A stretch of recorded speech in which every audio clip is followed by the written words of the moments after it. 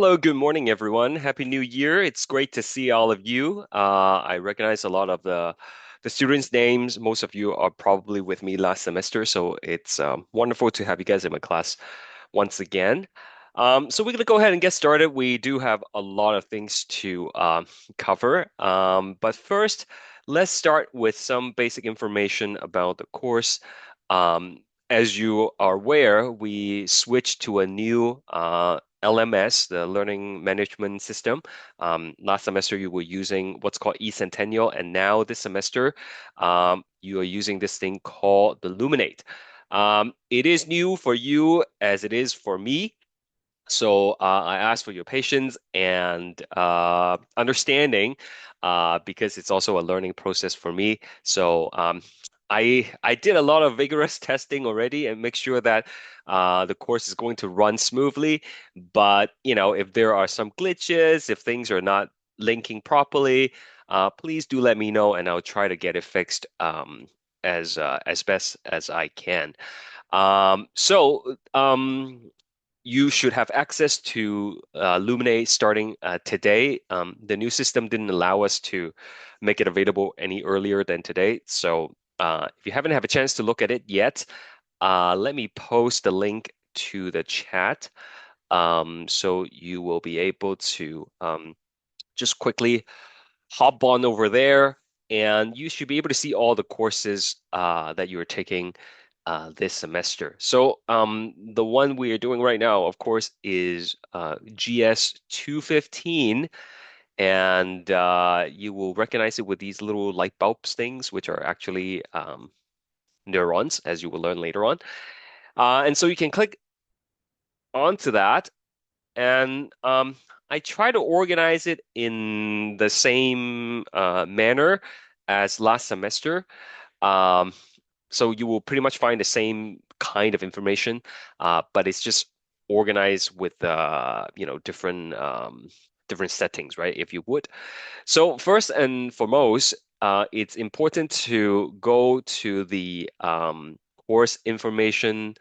They call these modules, but just think of them as a folder, okay? So the course information folder, that's where you will find, let me switch to student preview here so it looks exactly like yours.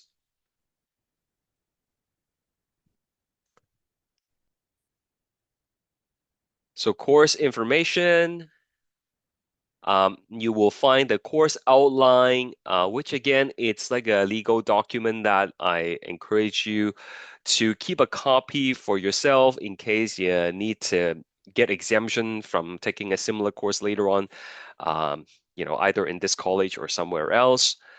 Very important to have the weekly schedule. Okay, the weekly schedule, just like last semester, outlines when things are going to be happening. Um, so again, you'll be doing quizzes, you'll be doing labs. All of these will be done online. You don't have to come to campus for any of these things. We do have more evaluations this round though, and I'll go through those with you later on. Not much breaks for you guys, except for the family day, which is on a Monday, and we will not have class on that day. But pretty much, it's a fully packed schedule for you guys. So please do download a copy of this and keep it somewhere accessible. Um, there's the link for class. It's the same Zoom link for every class. So the fact that you're here means you're using the right link. Just bookmark that and keep on using it every Monday and Wednesday. It's a 3 hour block class. I try not to take up the whole 3 hours, okay? But sometimes, there's just too much information. I will try to end at around 11 if possible. We're not going to go all the way to like 11:20 or anything like that. If you do need extra help though, which is very important, like it's like a lot of people didn't quite ask for extra help last semester, or like sometimes you might feel like you don't know what to ask in terms of like what kind of help you need. But i- if you are confused about certain concepts that we explain in class and you just need someone to explain to you again, um, then please book an appointment with me and we can definitely set up something to meet one-on-one. Contact info for your teacher, as in me.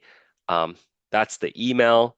There is like a new messaging system that you can use in this platform. Like you can click on message and directly send me a message, but email is still the best. Okay. If you send me an email, I get it at my phone like right away, and you know how fast I am with emails, right? Like a lot of you communicated with me last semester, and I usually reply you within the hour if it's during the day. Okay, supplementary textbook. You don't have to buy any textbook. It's the same online textbook that we used last semester. It's just for supplementary. Most of the stuff I teach you will be in the PowerPoints and study guides. Those are back. And as long as you work on those things, you're going to be fine. Um, Grade calculator, we'll get to that later. You don't need it right now. It's more like towards the end. You will have to use Lockdown Browser once again. So if you still have it installed on your computer or laptops, then you should be fine. And then there's some support available at Centennial in terms of, if you need counseling services or financial services, just click on that and look at it yourself. The use of AI in this course, especially in an online environment, of course, is forbidden. Okay, it's not allowed in my course, so please take a moment and read that as well. Okay. Uh, Another thing is last semester I found a lot of people, even in like week 6, week 7, they still don't know where to find the recordings or like the class notes and stuff like that. So I created a folder dedicated for that. Okay. You can't miss it now. Okay. You log into the course page. It's always this green little square. Okay. You click on it, and then there's the link to the recordings. All right. So you click on the link.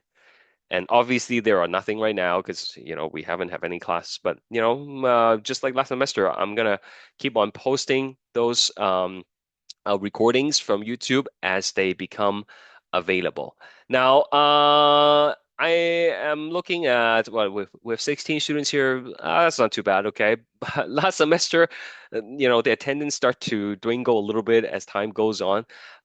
This is a very different course than last semester. Not only is it a lot more difficult, but there are a lot more contents associated with it as well. So it is really in your best interest to attend the live class, so you can take the notes with me as I'm writing it. Okay, watching the recording is good, but then it's just not the same. Okay, when you're watching a recording on your own at your own time, then people tend to skip through parts and then they might miss things here and there. It's just not necessarily the best way to go about this. Okay.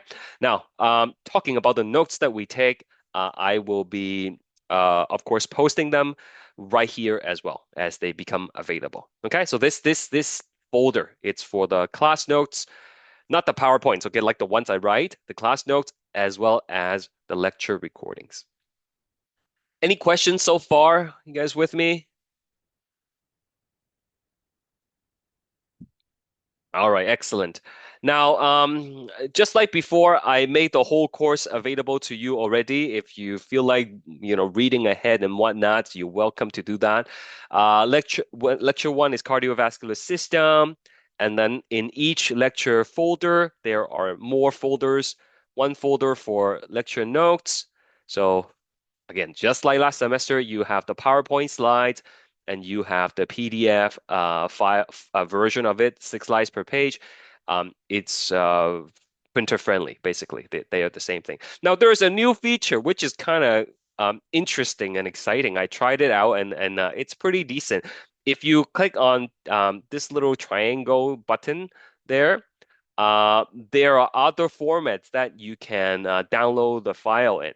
Okay, so I don't know if any of these interest you, but if English is not your first language, learning some of these biology terms could be a little bit challenging, right? So you can now download a translated version in your own language. Now, I don't speak all the languages, okay? Like I speak English and Cantonese. So I tried the translation version for Cantonese, and it's pretty accurate, okay? So I assume in other languages maybe it's as good.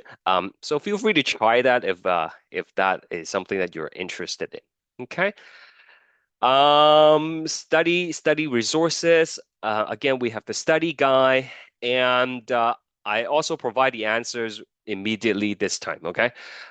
In the past, like there are weeks where I forgot to, post the answers and people couldn't find them. So now all the answers are there. Of course, you are encouraged to try the study guide first before looking at the answers. That's how you're supposed to learn, right? No point copying the answers to the study guide. So when you come to class, right, obviously have the PowerPoint slides either, an electronic copy or like a physical copy, but definitely have a physical copy of the study guide. I'll show you what the study guide looked like for lecture one. You might not have it today, but you know, if you can, if you have access to a printer, um, then you probably want to print a copy like during the break or something. Because we're going to be labeling a lot of diagrams, and all these diagrams are going to be in the study guides. So, there's going to be a heart diagram that we'll be labeling today. So if you do have a copy of that physical copy, yeah, it would be great. Also, you want to get some crayons if you can. We're going to be doing a lot of colorings. Like when we get to like the brain or something like that, these things are very complicated, and if we do everything in black and white, is just very hard to learn that way. Okay, so get yourself some crayons, some markers, what have you. Self quiz. I revamped the whole self quiz system. These self quiz questions are much 'cause last semester people are telling me like the self quiz were too easy. It's not like the actual test, right? But I uh upgraded them, if you would, okay? These self-quiz questions are more accurately reflecting what's going to be on your quiz and on your test, and they are more challenging this time around. So please um, make sure you take advantage of that and do them, as many times as you need, and also as often as you need. Uh, there is going to be a link to supplementary reading that takes you to the online textbook regarding to, in this case, cardiovascular system. Again, the readings are not mandatory. They are just there if you need to, get more information. Video resources. I don't know if you used this last semester, but it's the same thing. It takes you to like a collection of videos I found online. Basically, I did the search for you, and you don't have to do it yourself. These videos are just for, again, supplementary purposes. I'm not going to quiz you on them unless it's relevant to what we're that unless it's relevant to the stuff we've already talked about in the PowerPoints or the study guides. Okay, so some of you might know this channel, Crash Course, right? It's a very popular YouTube channel, and it does a pretty good job explaining some of the things that we do. So, maybe it helps if you listen to it from a different perspective sometimes. So you can check those out. Crosswords, self-explanatory. You can try that on your own. There are some 3D models and coloring sheet. I cannot stress the usefulness of coloring sheet.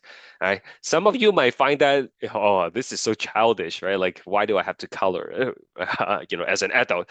But coloring is really useful in terms of learning where things are and learning um, how to identify things from different perspective and learning the names of the structures. Okay, so if you need to print more of them, they are available here for you. Okay, so these coloring sheets sometimes are like the same thing as the one I have in the study guide. Sometimes they are a little bit different, and there are some answer keys at the bottom as well. So like if you look at this diagram and you're not sure what A is, then you can always go down to the bottom and it will tell you like this one is the jugular vein. All right, so make sure you make use of those as well.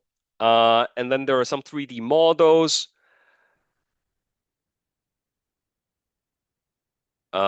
Try not to do this on your phone. It doesn't work that well. It works better with like a laptop or computer. You can click on it and then you can move it around, right? Okay. So like I said, it's 3D, it's interactive. You click on it, it will tell you the name. And if you don't know how to pronounce it, you can click on the little speaker thing here, and then it will tell you what it is. Okay. If you click on the little info button, it will give you a description. Okay. This is taken from this website, Bio Digital Human. If you have a Google account, then you will have like the free version only gives you, I forgot, like 15 models per month or something like that. But if you have multiple Gmail's account, then just create a couple more, right? So these ones are free. I already pull it down for you using my account.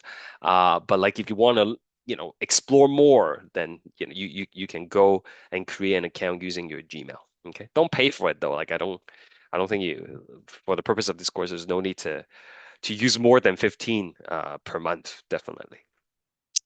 Okay, we are almost done talking about the information. Every now and then there is going to be the quiz. Now, unlike eCentennial, there is no dedicated tab at the top for accessing your quiz and stuff like that. So I have to create a separate folder every time there's a quiz. So that's the quiz one folder is 10%. And you can see it says content isn't available now, right? Because it's not the quiz yet. Right? So if you look at the weekly schedule, it will tell you the quiz is going to be on January 20th, and then just like before, it's going to be available from 6 a.m. All the way to 11:59 p.m. Okay, so it tells you what the time limit of the quiz are. They are all going to require lockdown browser, so make sure you have that installed. And it tells you the quiz contains 22 multiple choice questions and 4 multi-select questions. So multiple choice questions are your standard one answer questions. Uh, and um, and the multi-select questions are questions where you have to select more than one correct answer, basically, right? And they're 2 marks each. So in terms of the breakdown of the course, let's quickly talk about that. It's going to be broken down into 3 units. 3 units. So unit one is going to be lecture 1 to lecture 4. And there's going to be quiz number 1, which is 10%, and it's going to cover lecture 1, cardiovascular system. There's going to be test number 1, which is 20%, and that covers lecture 2 to lecture 4. So just 3 lectures, okay? Once you've finished the quiz 1, I won't test you on it again. And then there's going to be a lab, okay? Lab 1. Now the lab is a little bit different from last semester. Let me see if I have the lab here. The lab, okay. So you won't one lab per unit, so 3 labs in total. So you click on the lab folder. There's going to be an online lab. It's a PowerPoint. I'm going to click on it, and I think a lot of people are using it right now because it's the first day it goes live, so it might take some time. Um, but you can always download it if it takes too long to load. Okay, there it is. So this lab covers lecture 1 to 4. Answer the questions on each slide. So this is all you have to do. Okay, you're gonna download a copy of this yourself. You can print it out if you want. You can do it on the computer, and there is gonna be a model. Okay? If we were doing this in person, right, then you would actually be handling these models and then answering the questions. But this is online, so you're going to be doing it virtually. You will look at the diagram and then you label A. Okay, so and state their function. So you basically answer these questions. You do not have to submit it to me, okay? You just do the lab on your own and then keep the answers, right? Do not need to send me the answers.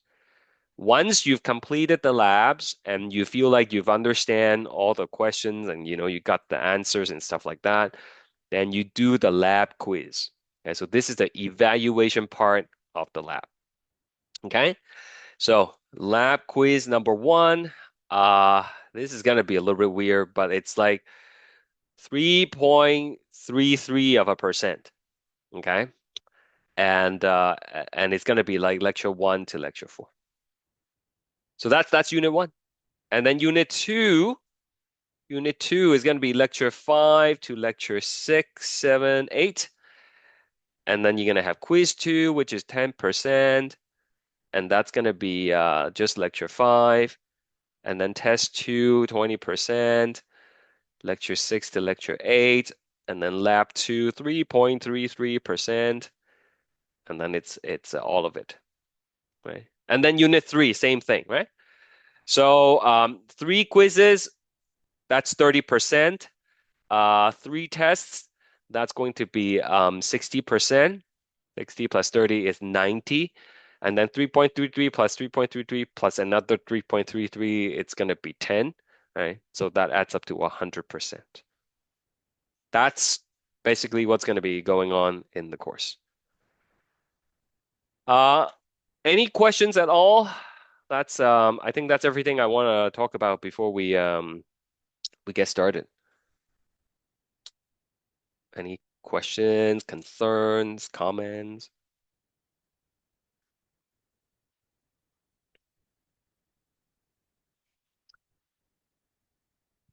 All right. That's good. Well, if you think of anything you want to ask, just feel free to type it in chat box.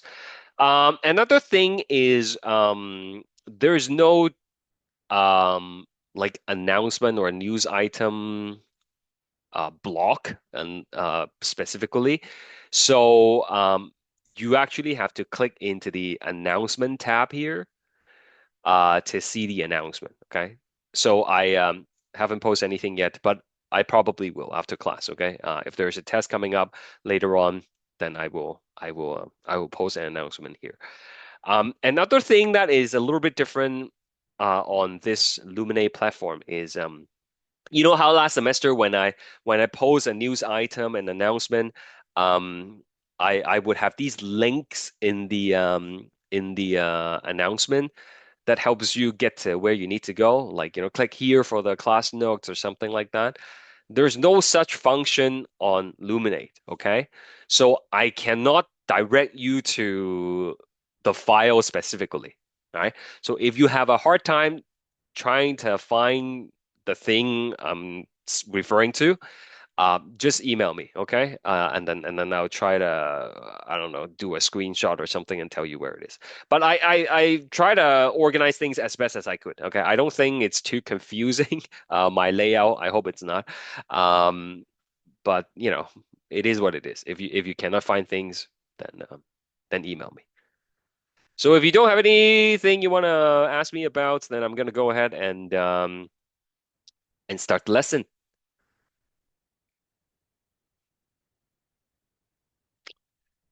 Wonderful. Okay. So in the first unit, oops, the PowerPoint's not kicking in. Give me a second.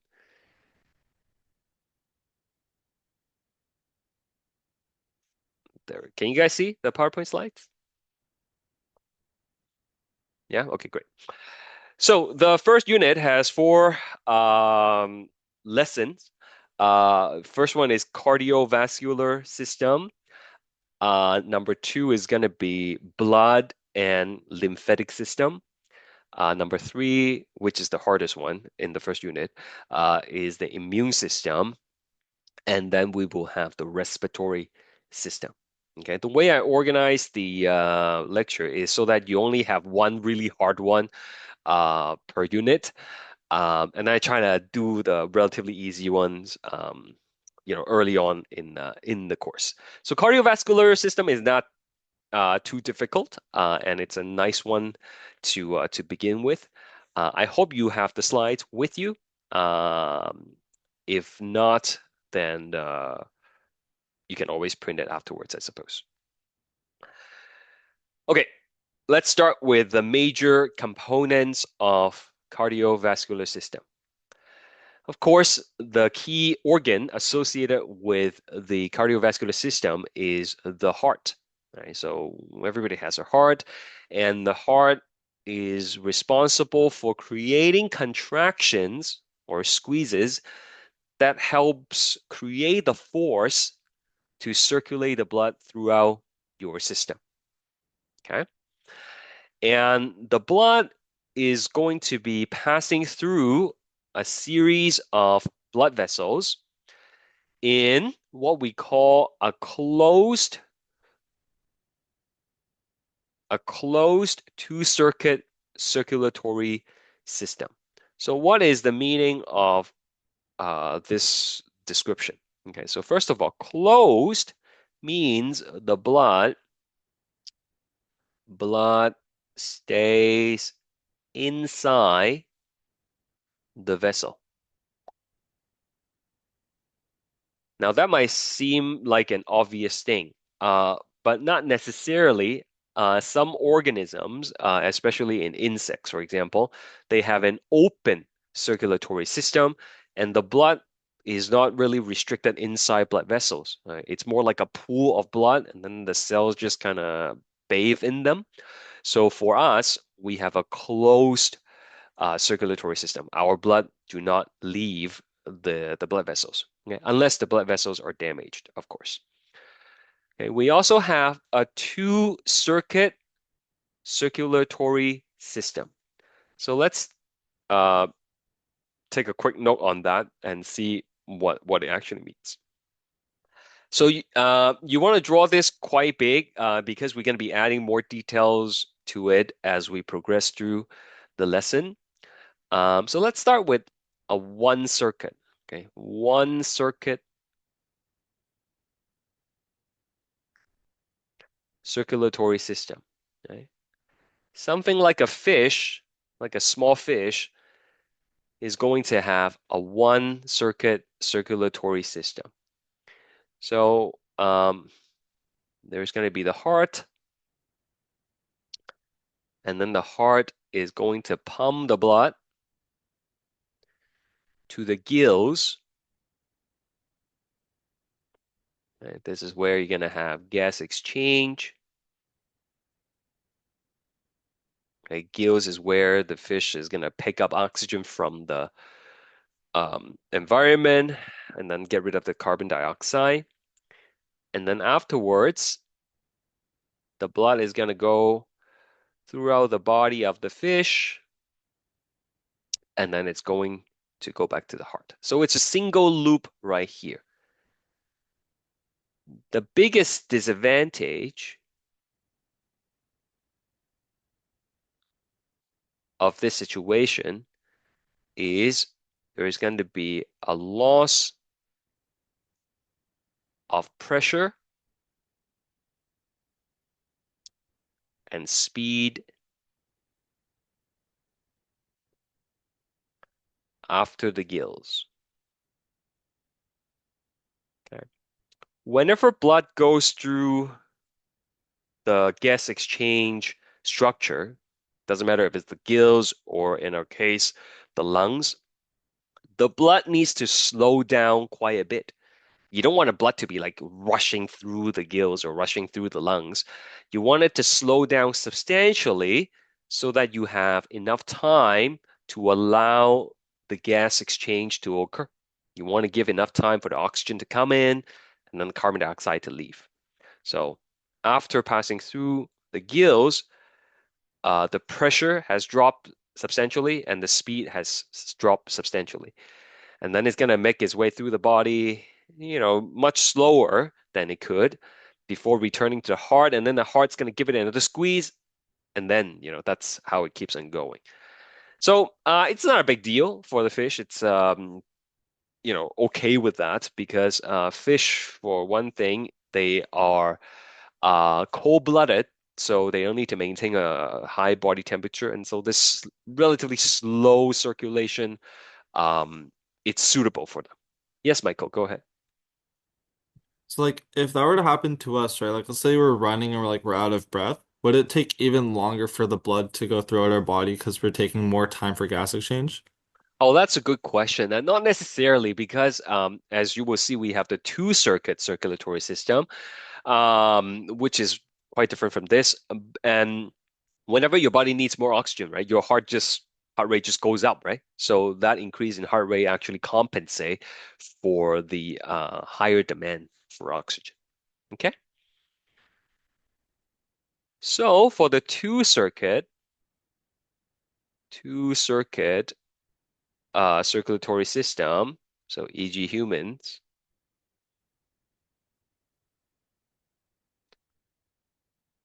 we will have the heart, and then obviously we don't have gills, so we're gonna go to the lungs. This one you have to draw big, okay? Because we're gonna add more stuff to it, like I said. Okay, it's gonna go to the lungs. Oh, I'm so sorry. I got distracted. Let's put the heart right here in the middle. The heart goes to the lungs, and that's where you're gonna do gas exchange. And then from the lungs, it's gonna go back to the heart.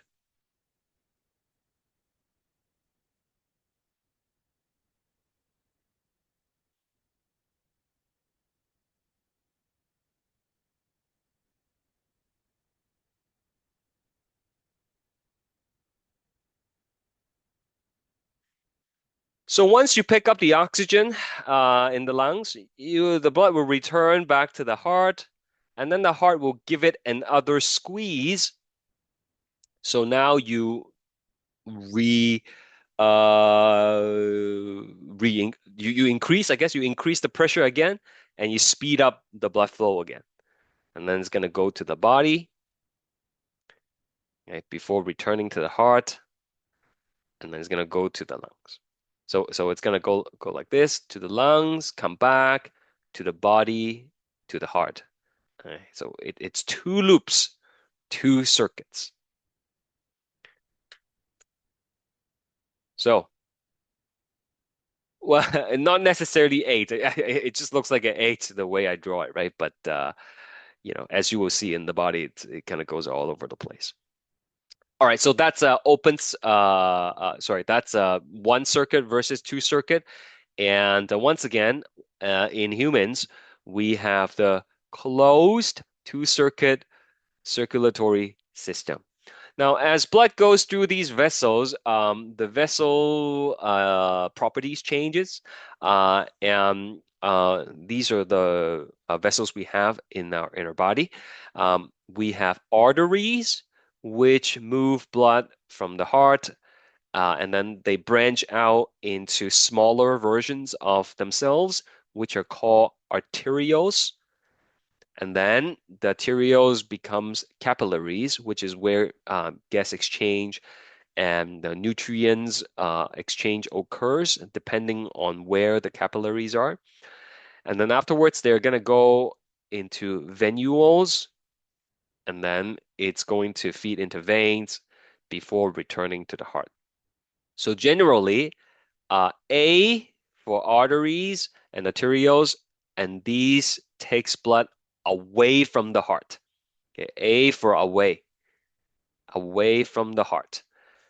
Okay, it's whether we define something as an artery or not has nothing to do with what's in them. Okay, that's a misconception. Right? It's purely anatomical. Like, is it carrying the blood away from the heart or is it carrying it towards the heart? If it's carrying it away from the heart, it's an artery. Okay. If it's carrying it towards the heart, then it's a vein. The capillary is kind of like the halfway point. Once you pass the capillary, you're on the way back to the heart. Okay. So generally speaking, we'll come back to this diagram later. Like I said, we'll add more to it. But for now, we can draw another thing over here. Generally speaking, you're gonna have heart, and then it's gonna send the blood to artery, and then it's gonna go into an arterial. Okay, so the artery might branch into like smaller arterioles like this, right? Okay, and then each of the arterioles ultimately is gonna lead to a capillary where you will do some kind of exchange, whether it's gas exchange, nutrient exchange, both, it depends. And then it's going to go back into the venule, which is like a smaller version of a vein. Going to go to the vein, going to go to the heart. So that's typically what happens in most of the body. All right. There are some situations, as we'll learn later, where there's a capillary that's followed by another capillary really close by. Right? But we'll talk about those exceptions when we get there. This is the general flow over here. Okay, away from the heart and then back to the heart. Questions? Sorry, excuse me. Hmm. Go ahead, please. So let's say I went to the clinic and or let's say in the hospital, let's say it's emergency, and they have to like draw blood from my body, Hmm. or they have to do like a blood transfusion. Sure. So is it through the vein or through the artery? That's a great question. So if we look at our arm or forearm, you might see those little blood vessels, right? Like they're a little bit darker in color. Um, those are the veins. Okay, veins typically closer to the surface of the body. And when they draw blood, typically they draw blood from veins. Okay, and we're gonna explore why that is the case later on.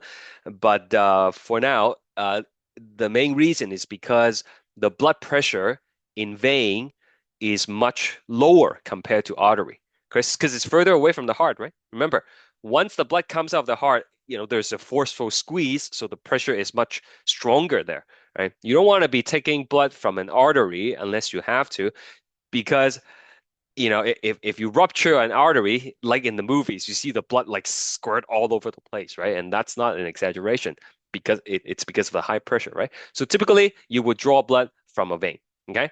And same thing with transfusion, you're going to be supplying the blood through a vein. There are cases where you need to draw blood from an artery, but it's not something that can be done by anybody, okay? They need special training and certification before they could do that, because the artery, it's deeper in the body, right? It's harder to find, and there's greater risk of causing damage if it's not done properly. Okay. All right, where are we? So that's one slide. We have 63 more to go. All right, so there are a lot of blood vessels in the body, and I'm not going to ask you to memorize all of it. However, here are some important ones to pay attention to. So, obviously, it's very important to supply blood to the head, because your brain needs constant supply of blood in order to stay alive pretty much. And the blood vessels that takes the blood to the head is called the carotid artery. All right. So if you use your two fingers and you place it on the side of your neck, you can feel the pulse of the carotid artery. So you have one on each side that's going up the neck. Okay.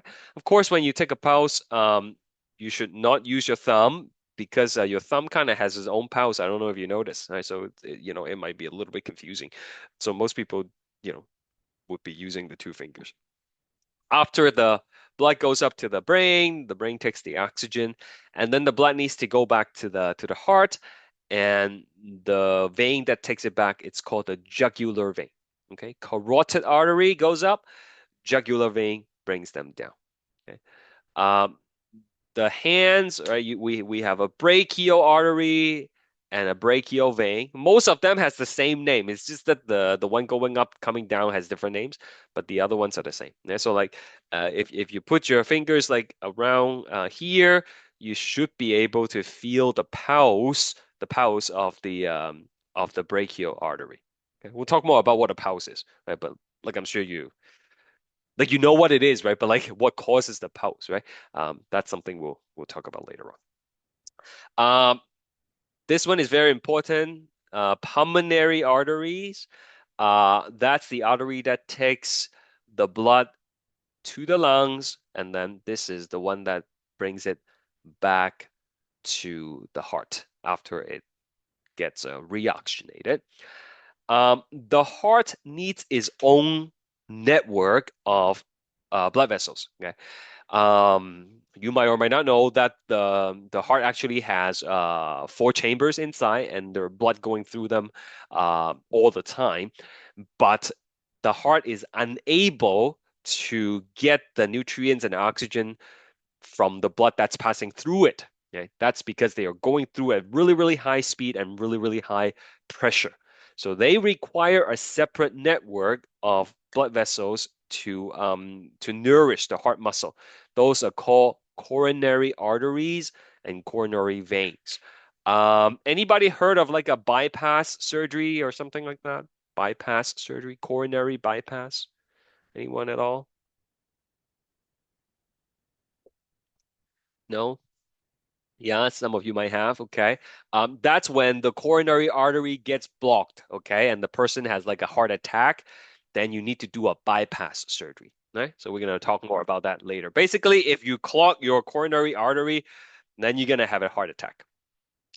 Okay, the kidney is very important. It needs constant supply of blood to filter the blood for you, takes the toxin out of your blood and creates urine. So the artery that does that is renal artery. There are more than 1.2 liters of blood going through your kidneys every minute. How many liters of blood do you have in the body? Anybody have a wild guess, roughly? How many liters? 6 liters, yeah, yeah, that's a good guess, yeah. Someone say 4 liters, yeah. Depending on the size of the person, right? So we talk about roughly five liters, or 5.5 liters for bigger people. Yeah, 45. Okay. Um, and then liver, right? Liver is another organ that filters the blood for it, and it's called hepatic artery. You might have heard of hepatitis, right? Hepa is basically like the the prefix for anything related to liver. So hepatitis is like inflammation of the liver. The hepatic artery is the artery that supplies the blood to the liver. Okay, so just know some of these things. On the quiz, I may ask you which of the following supplies blood to the heart muscles, and you have to know it's the coronary artery. Okay. Uh, what else do we have? So where is the heart? At the end of last semester, we learned about the different cavities in the body, and this chest area, that's the thoracic cavity, and that's where the heart is located. And I'm sure you know that already. It is beneath the sternum. Sternum is right here. Okay, sternum is your breastbone, I think it's called the regular name. Okay. You can feel the sternum and it kind of ends in a little notch right here. So the heart is right below that. In the past, when they have to operate on the heart, they actually have to cut the sternum. Okay, they have like a mini surgical chainsaw, those circular saw that cuts the sternum and crack the chest, the rib cage, and then they have to operate on the heart. They actually have to stop your heart and all that and hook you up to a machine and then operate on you and then close everything back up. So as you can imagine, it was very invasive and the risk is really, really high. Nowadays, they can just do it, with little holes on the side. They insert those instruments, right? They can do it with even on a beating heart. Okay, so the sternum, the breastbone right here, and the heart is located between the lungs. It's a little bit skewer towards the left side of the body. And I'm sure you're also aware of that. Like you can feel the heart on the left side, but not so much on the right side, right? Now, the tip of the heart, which is like the pointy end of the heart at the bottom, the apex, rests on the diaphragm. Okay?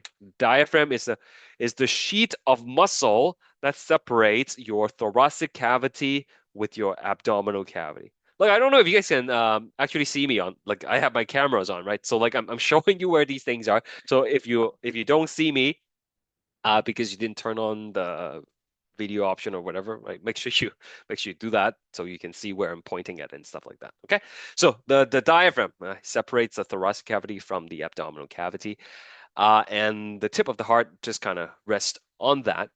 Now, the heart, of course, it's not a static organ. It beats continuously, right? You know, soon after conception, before we form everything else, the heart, you know, already starts to beat, and it's going to continue to beat until we die.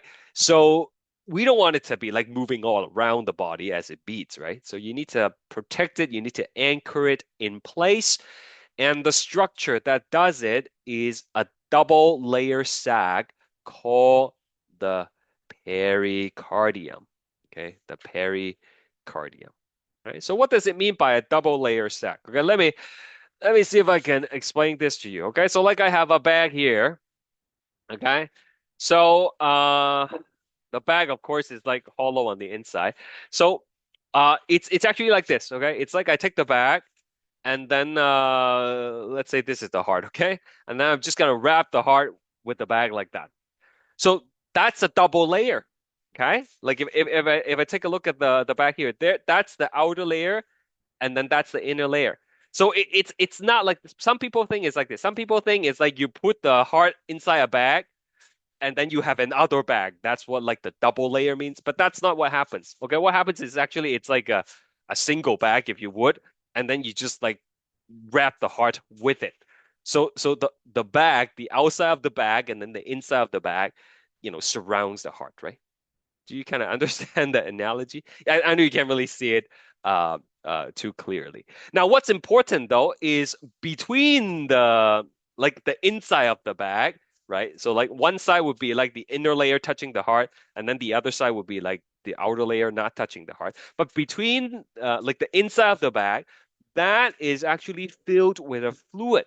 Okay. And that fluid is going to offer some kind of lubrication for the membrane to rub against each other as the heart is beating. Okay, so more on that in a second. We also have a healthy layer around of fat around the heart that offers additional protection. It keeps it warm and you know, it cushions it a little bit. Obviously, we don't want too much fat tissue to be building up around the heart. That could cause, you know, undesirable negative outcomes. So here is the real heart, and this is like a diagram of it. Now I have to caution you when we label diagrams in this class, you must understand what perspective are you looking the diagram from. Okay. In this case, this is an anterior view. I remember we learned these words at the end of last semester, right? This is a front view of the heart. That's why the right side of the diagram is actually the left side of the structure. It's like if you're looking at my lung, right? My right is your left, right? So you have to pay attention to that so you answer the questions correctly.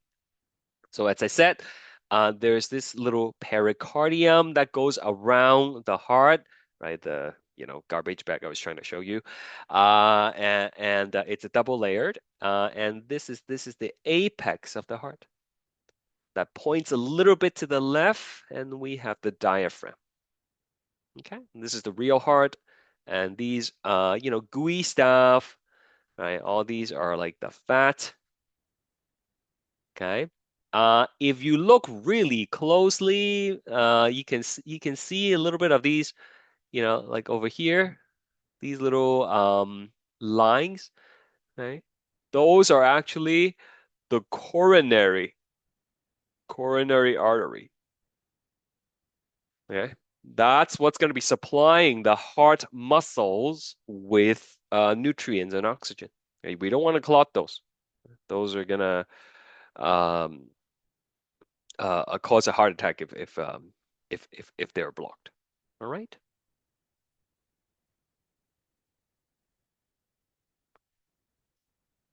All right. Let's take a look at the heart wall.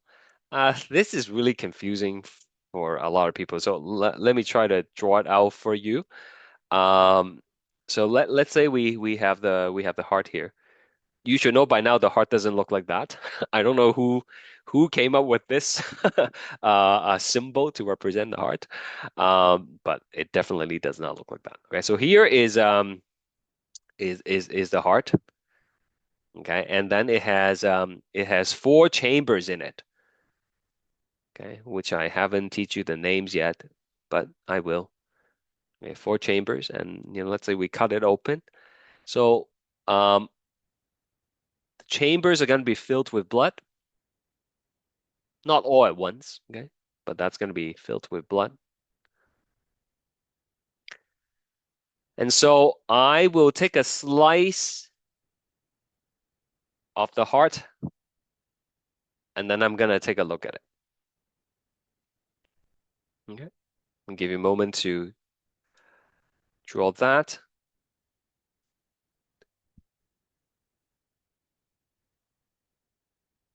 So here we go. That's the blood again. Blood. There you go. Blood. So this here, the heart wall, basically like what makes up the heart, the organ, right?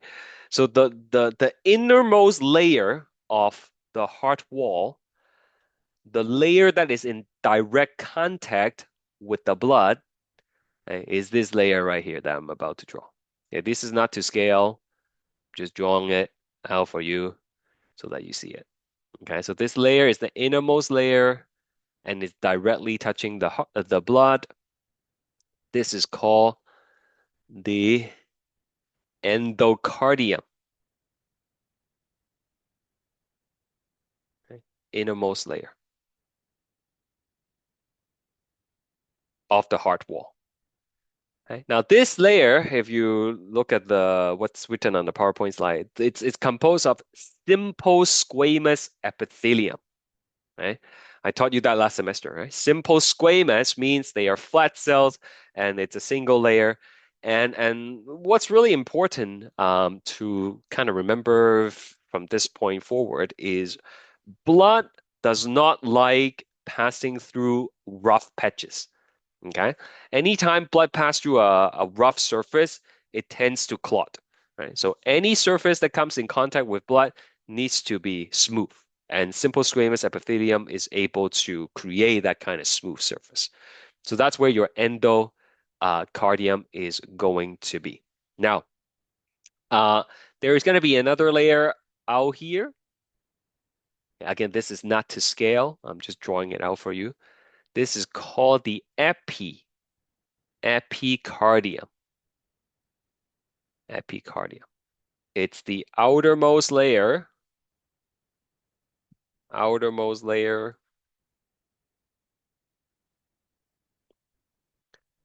of the heart wall.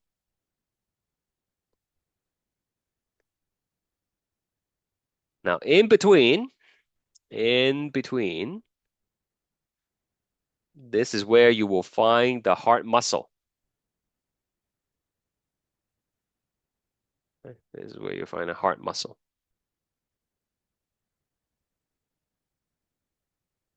Okay, it is called the myo. Myo means muscle. Cardia.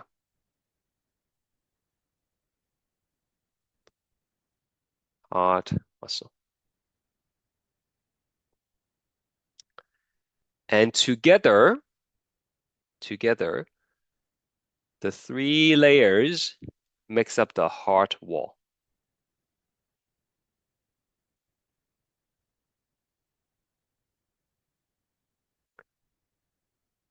Do we understand this concept before I tell you the next part, which is what the confusing part is?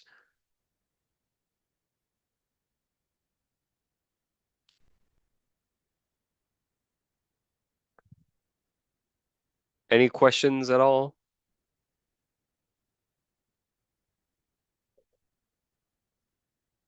No? You guys are equally quiet as last semester. Let's hope that's going to change as we progress, okay? I do have a question for you since you don't have a question for me. So what I excluded in this diagram is the thing that goes around the heart that protects the heart. Okay, don't draw this, okay? But what is this called? My plastic bag. What's the name of that, anybody? Yes, Michael and Cheyenne and Kyle and everyone else, very good. It's the pericardium, okay? So this is where it gets a little bit confusing, right? Remember the pericardium, the double layer sac, has a layer that's touching the heart, and then it has an outer layer. All right. So let's draw the outer layer first. This is the outer layer. Right? And like I said, you need a lot of colors for this class. Right? We're going to be drawing an unbelievable amount of diagrams. Right? So this is the outer layer of the pericardium, which is called the parietal pericardium.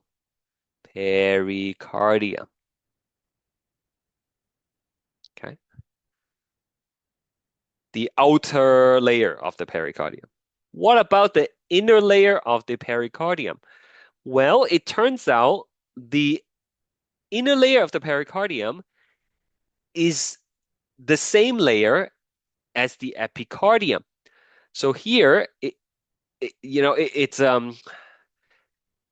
like two things that's merged together, if you would.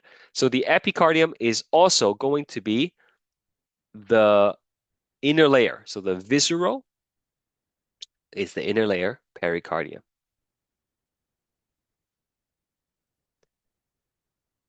Okay, so like these things,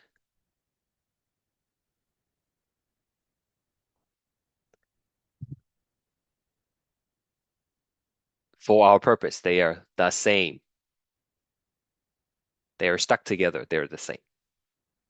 Okay? And so let me do this. Okay. The visceral pericardium and the parietal pericardium forms the pericardium, which is the plastic bag I was showing you. I got two layers. Has the layer that's touching the heart, which happens to be the outermost layer of the heart wall. Okay. I guess the as a loose analogy to help you understand this is see if this analogy helps you. Okay. If you think of a piece of toast and then you have the cheese, okay? They are like two separate things, right? But then you put the cheese on the toast and then you put it in the oven, then the cheese will melt and it becomes stuck to the toast, right? So now the toast and the cheese is one thing. That's kind of what's happening with the epicardium and the visceral pericardium. They are two things that are like fused together. Okay, they're two separate things, but it's like continuous with each other. Does that kind of make more sense, I hope? Okay, we're almost done with this picture here, and then we're gonna take a break, okay?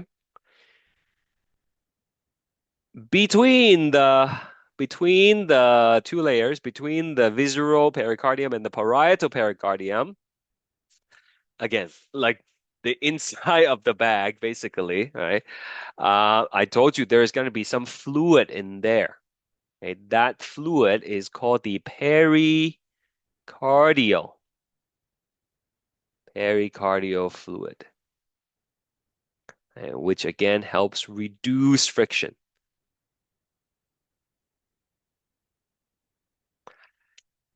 Every time the heart beats, the two layers of the pericardium rub past each other. Okay, so with a little bit of the fluid in between, it reduces friction.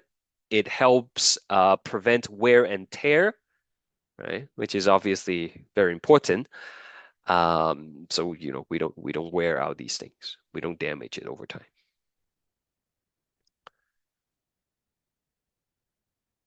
Okay, let's go back to the slides for a moment. I'll leave this on during the break if you need to see it a little longer. So that's basically what I was telling you about. The endocardium uh, is the innermost layer. It's touching the blood.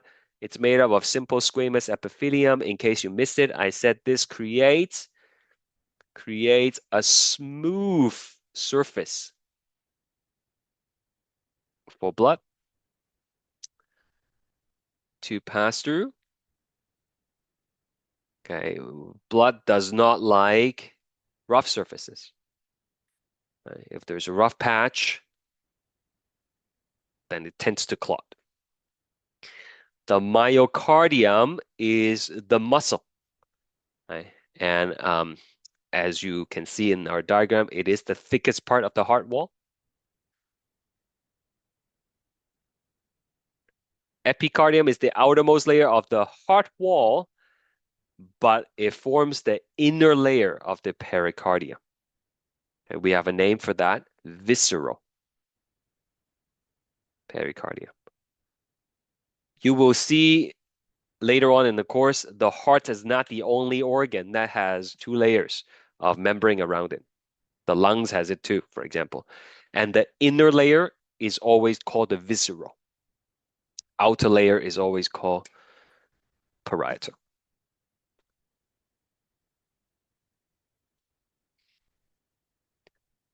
Okay, I'm just going to read this to you. The heart is surrounded by a double-layered membrane called the pericardium.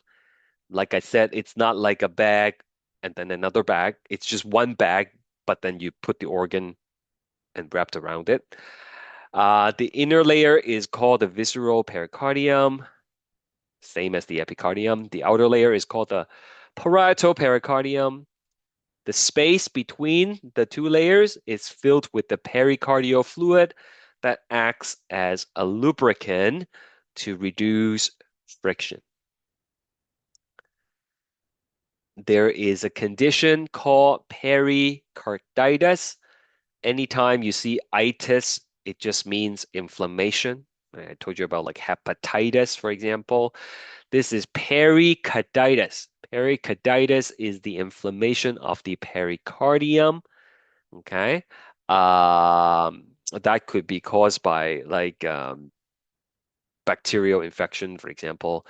Um, and it's a very scary condition because it's and I read this from textbook. Okay? They describe it as like um, these stabbing sharp pain that you feel in the chest every time the heart beats. Okay, so people who experience this, and again, I quote from the textbook, have these feelings of imminent death. Okay, they think they're gonna die because the pain is so sharp and so prominent, right? That they feel in the heart, and they thought they're having a heart attack, but actually they are having pericarditis. Okay, which it's not like immediately lethal, not in the same sense as like a heart attack could be, but still it needs treatment. Right, so if the cause is bacterial infection, then of course you're going to be put on antibiotics. Okay, let's just do some polls. I am really hopeful here that we're gonna have more participation this time around with the polls. Last year was like, it's not very, let's just say there room for improvements, okay? Um, so go ahead, choose something. Um, this is very simple. I'm not gonna leave it up for too long, maybe just half a minute or so. This is just to make you feel good. You're like, oh, I can do this. First quiz is not too difficult. Okay, first quiz, it's almost like a free gift for you. Yeah? And then it gets harder later on. All right, not bad. Let's see. The correct answer, most of you got it correct. It's arteries. Okay. Carries blood away from the heart. A for away, A for artery. How about this one? Go ahead. You've been paying attention. You should know the answer.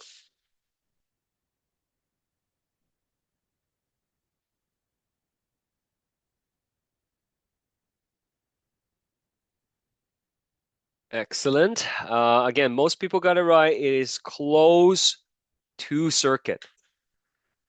Closed to circuit.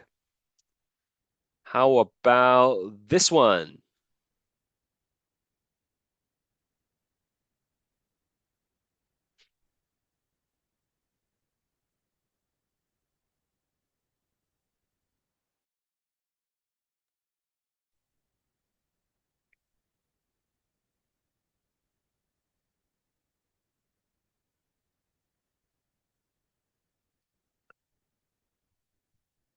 Okay, excellent. Keep the participation going. It is pulmonary for the lungs. Okay, renals are for the kidneys, hepatic for the liver, carotid go up to the brain. Last one before the break.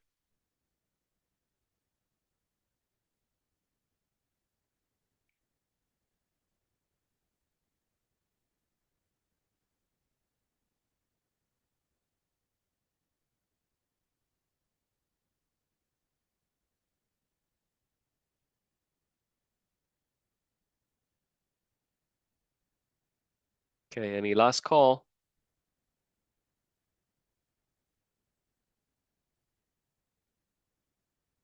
Okay, excellent. Again, 90% of you got it right. And if you didn't know the answer, that's okay. It is myocardium. Myo means muscle. You will see myo this, myo that throughout the course for different organs, okay?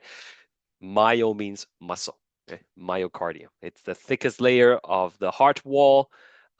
That's the layer that creates the contraction that will help circulate the blood. All right, very good. Let's take a break. What time is it? 9:38. So I'm sorry, it's still going to be 5 minutes, even though it's a 3 hour class. So we will resume at 9:44. Let's say 9:44. Okay. I'll leave it on this page. If you have any questions, please leave me a message, and I'll see you in a bit. All right, let's keep going. So what's next? Let's see. All right, now we're going to move on to learn about the structure of the heart. All right. So the human heart is a double pump, separated, partitioned into two halves. So the left half and the right half, and each half has the atrium at the top, and then there is the ventricle at the bottom. All right, so left and right atrium on the top, and left and right ventricles at the bottom. We don't want to mix the blood from the left side and the right side for reasons I'll explain in a bit. So there is a muscular wall that separates them in the middle, and that wall is called the septum. Okay, the septum.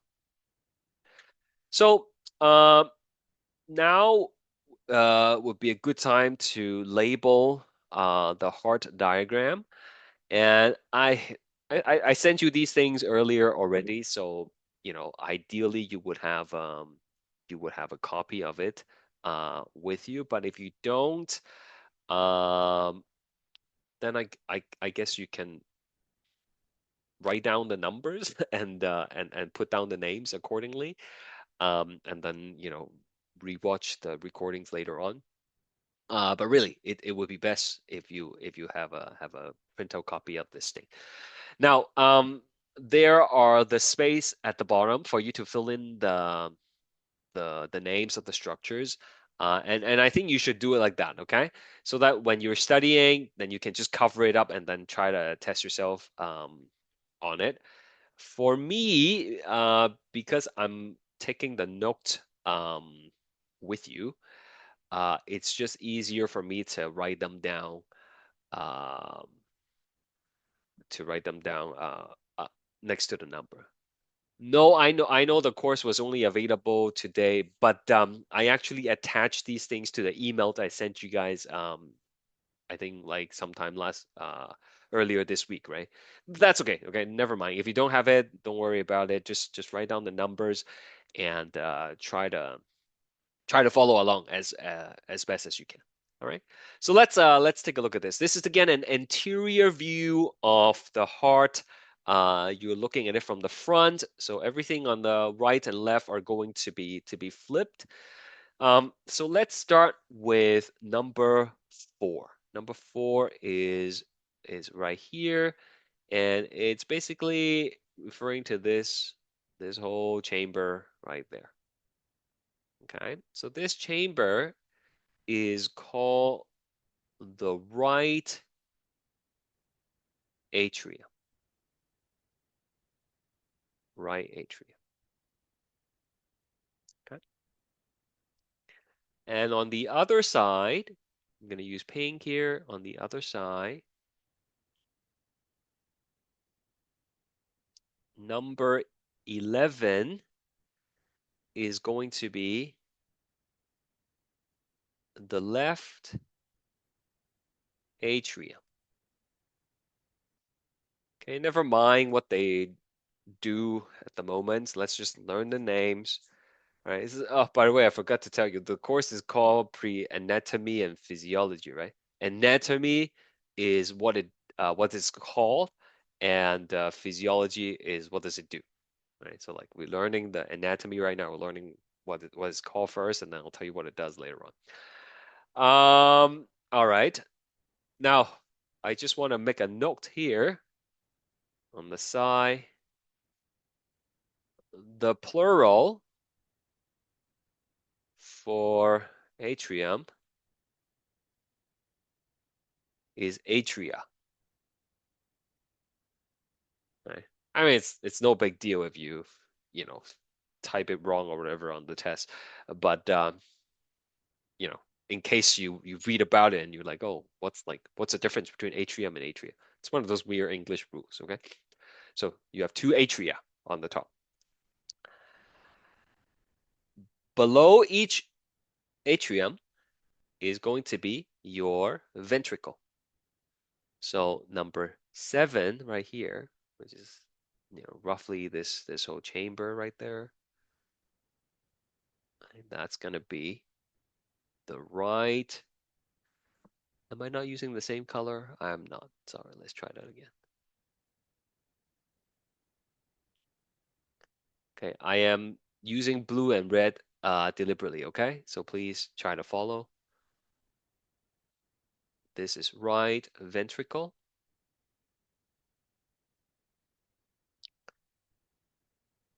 And over here, number 16. Number 16, it is the left ventricle. A plural for ventricle is just ventricles with the S. I know nothing special. So this is how it works, okay? Take a look at me for a second. The atria will squeeze together, and then the blood will drop down to the ventricles, and then the ventricles will squeeze. It's always top squeeze, bottom squeeze. Okay? That's one cycle. Okay? Squeeze, squeeze. Okay? We'll talk more about that in a bit. Now, there are various vessels that are connected to the chambers. Right? So we're going to start with this one right here, number 1, I guess. I know this one is a little bit harder to color because it's grayscale.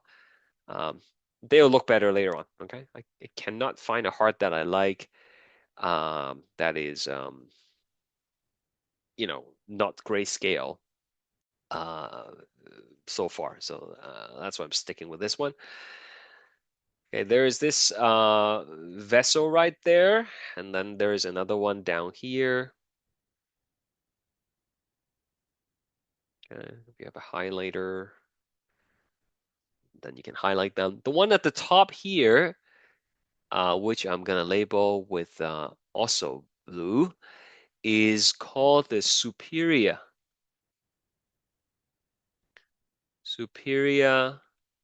vena cava. That's number one. Okay. Now I'm going to tell you the function a little bit here. You don't have to write it down. It's in the PowerPoint slides. So if you think about like a person, the heart is over here. Right? So the superior vena cava is going to return blood from the top, roughly 1/3 of the body, back to the heart. Okay. So after the blood has gone to the brain, for example, it's coming back down through the jugular vein. Then it's going to merge with the superior vena cava, and then it's going to take the blood back into the right atrium. You see this little opening right here? Okay. That's basically the superior vena cava feeding into the right atrium. If you stick your finger into the superior vena cava here, the finger is going to come out right here. Okay. So it's connected. That's my point. Now, anybody want to guess if this is called the superior vena cava? Any brave soul that can tell me what the name of number 8 might be? Inferior vena cava. You got it, right? So we learned this last semester with the anatomy terms, right? So this is inferior vena cava. Very good. And that's going to be collecting blood from like the bottom 2/3 of the body, roughly. Okay, it's going to come up here, and you can see a little bit, maybe. There's another opening here, and the blood's going to go in like that. Okay. And it's time for another one of those weird rules. Okay, another star. The plural for vena cava is, this is how you say it, okay? Vena cavi. You add an E. Vena cavi. Again, it doesn't like it doesn't really bother me. I'm just telling you in case you read about it and you're not sure if like did he spell it wrong or like what's going on, right? Okay, so it's just singular and plural. All right. There is another vessel right here. Okay, so the blood is basically gonna go from the right atrium and then it's gonna go down over here. You can add these arrows into the right ventricle, and then from the right ventricle, the blood's gonna go through this vessel right here. Okay, this vessel is gonna branch to the left side and to the right side. It's gonna go behind these two things. It's gonna come out right here. I am just going to color them for you as well, maybe with a slightly different shade of blue.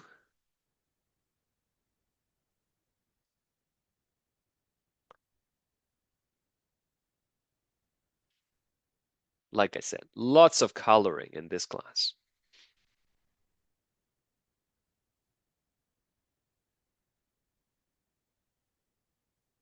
There we go. And then this is the one over here. So this vessel, it is called the pulmonary artery. Does anybody remember where the pulmonary artery is going to take the blood to? What does pulmonary mean, huh? To the lungs, that's correct. And it's an artery, so it's going to be taking it away from the heart towards the lung. So on the left side here, we have the left pulmonary artery.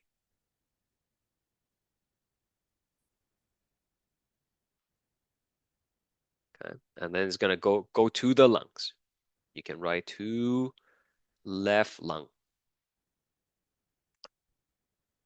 Okay, please try to use the same color as I am because they're for a purpose. And over here, we have the right pulmonary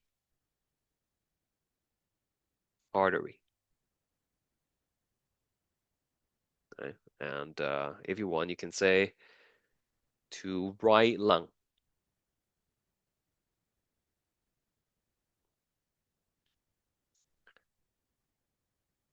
And again, I'm going to post all these notes after class in the class note folder. Okay, so what's the purpose of taking the blood to the lungs? Well, if you notice, so far I'm using blue as the color, right? So blue is used to represent oxygen poor blood, right? These are blood that has low levels of oxygen. Okay, it's not zero.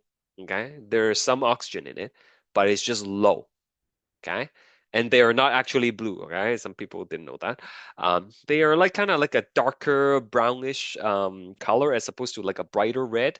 If you buy ground beef from the supermarket, for example, you might notice is like bright red on the outside, but once you go home and open the package and then you see the middle, like it looks like it's like almost like it's not fresh, right? In the center, it's like darker color brown.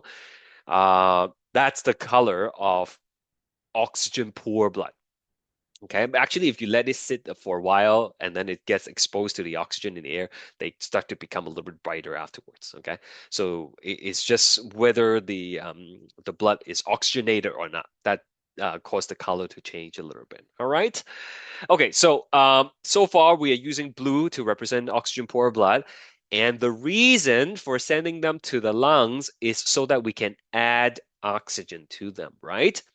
So at the lungs, you will pick up oxygen, you will, get rid of some carbon dioxide, and once that's done, we will send them back to um to the heart, okay, for the second round of the circuit. So let's do that. Let's see if the color is going to show up. Nope, it does not. Let's use a brighter one here. Something closer to a red, I guess. There we go. Okay, so that's going to be vessel right here, and then you're going to have another one here. Okay, so these are oxygen-rich blood now, and this is going to be the right,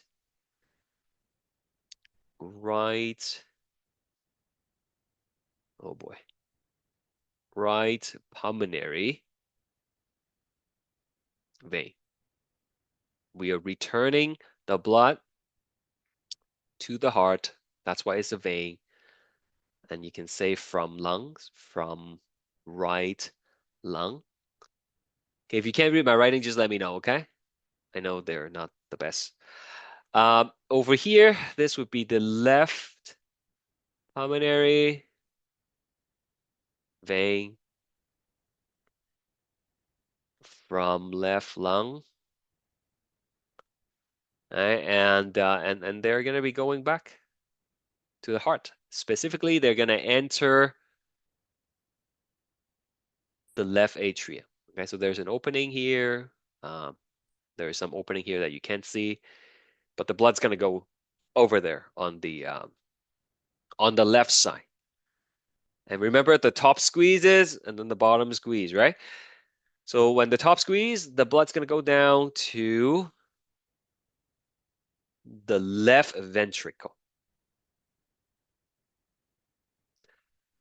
So now you understand on the right side, the blood is blue, so to speak, right? It's oxygen poor.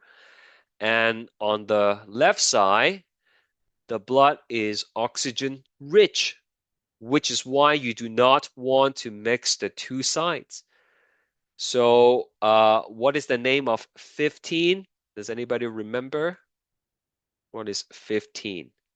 That separates the two halves of the heart so you don't mix the blood.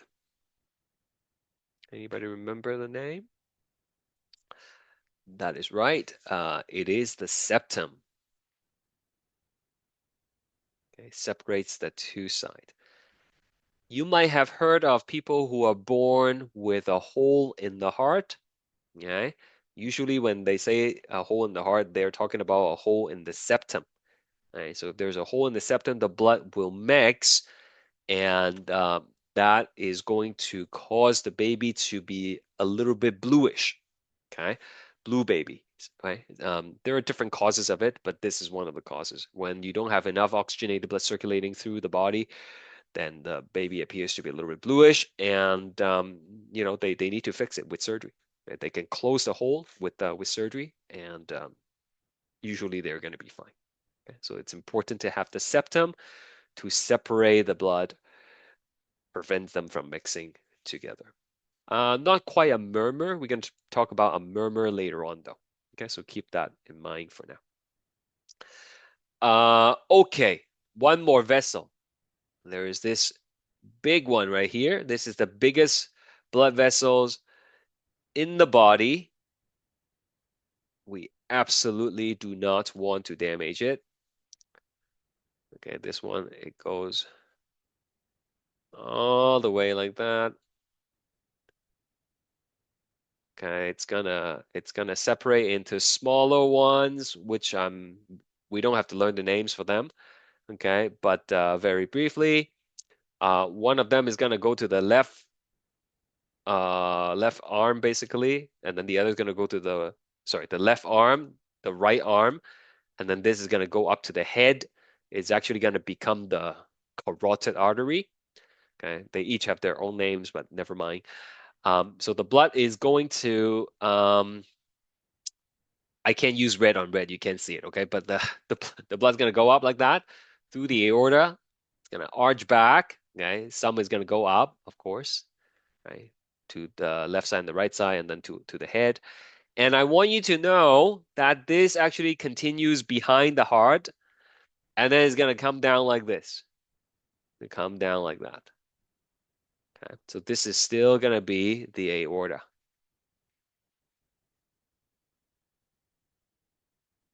Right, and then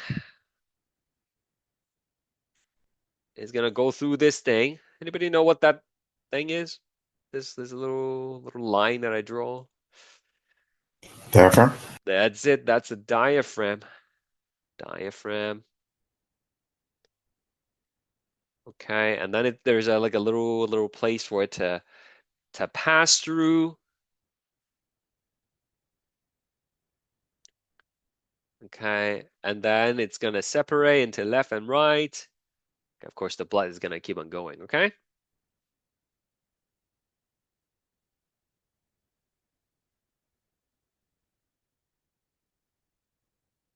gonna keep on going down.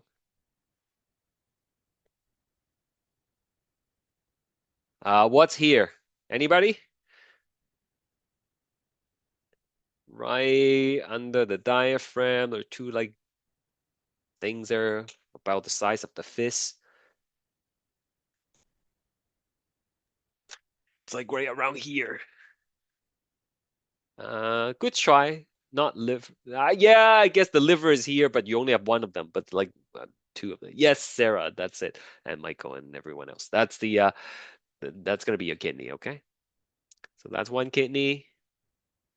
That's another kidney. Okay, kidneys.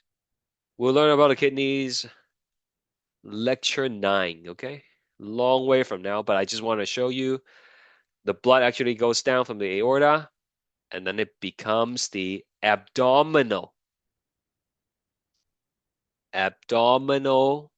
aorta, because now it's in the abdomen, right?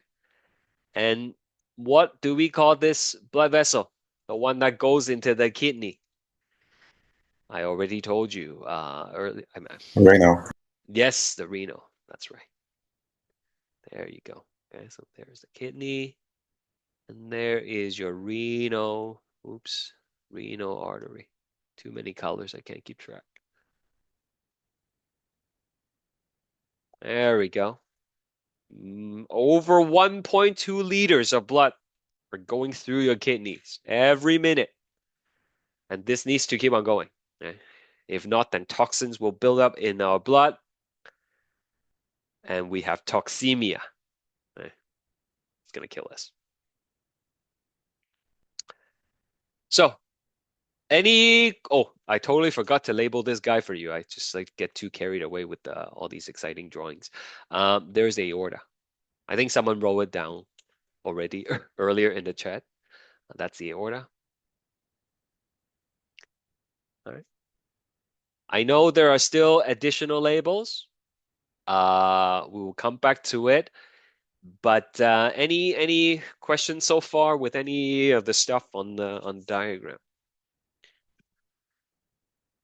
Ready with me? You guys happy?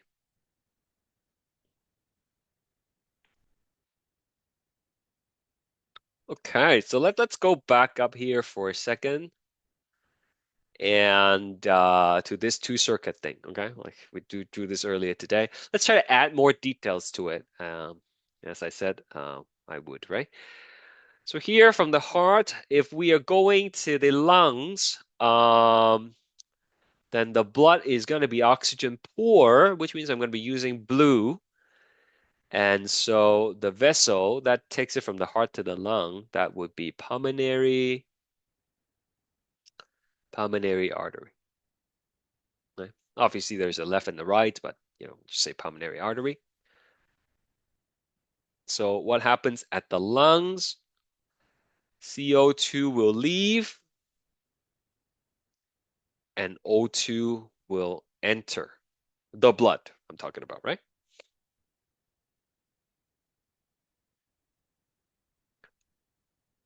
So what takes the blood from the lung back to the heart? It would be the pulmonary vein.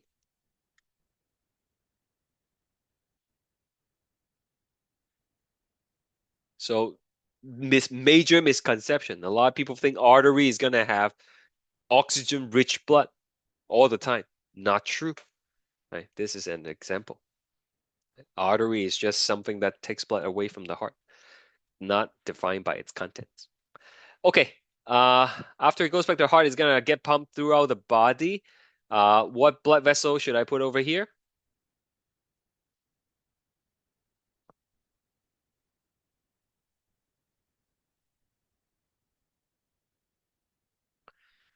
What's the big juicy one that takes it throughout the body?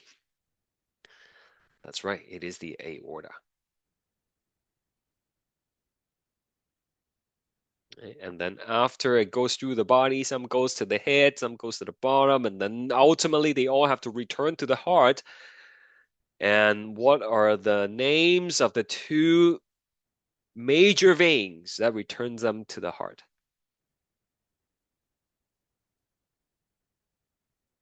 You can take a look at the diagram if you want. Yeah. So it would be, that's correct. Okay. It's the superior and inferior vena cava.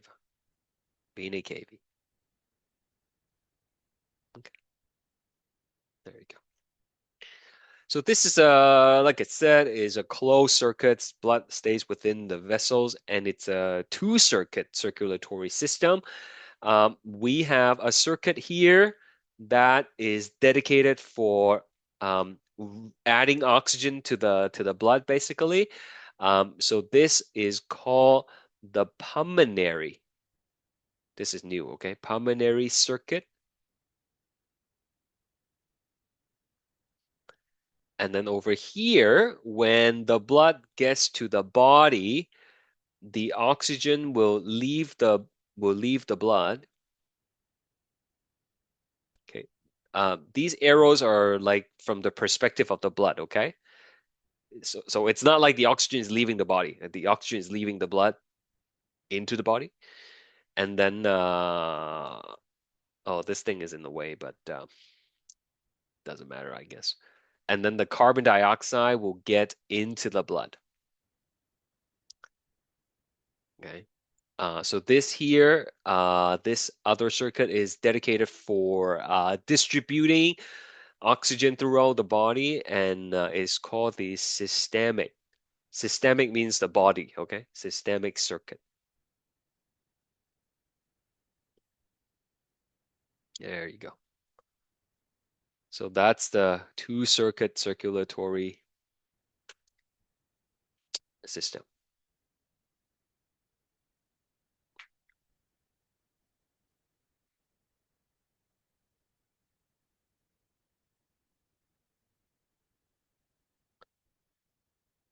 Okay, let's go back to the PowerPoint for a second. I already described all these things to you. Read it on your own when you have time. That's what I just explained with the pulmonary and the systemic circuit. You can read that on your own. This, like, I know you cannot read the stuff, and you're not meant to, okay, read them. It's not important. The takeaway point here is to show you the two circuits, okay? How do I do this? Let me see if I can change the color or something. Here, I'll do the highlighter here. So if we begin over here in the um, in the right atrium, you don't have to copy anything. Just watch, okay? This is the right atrium.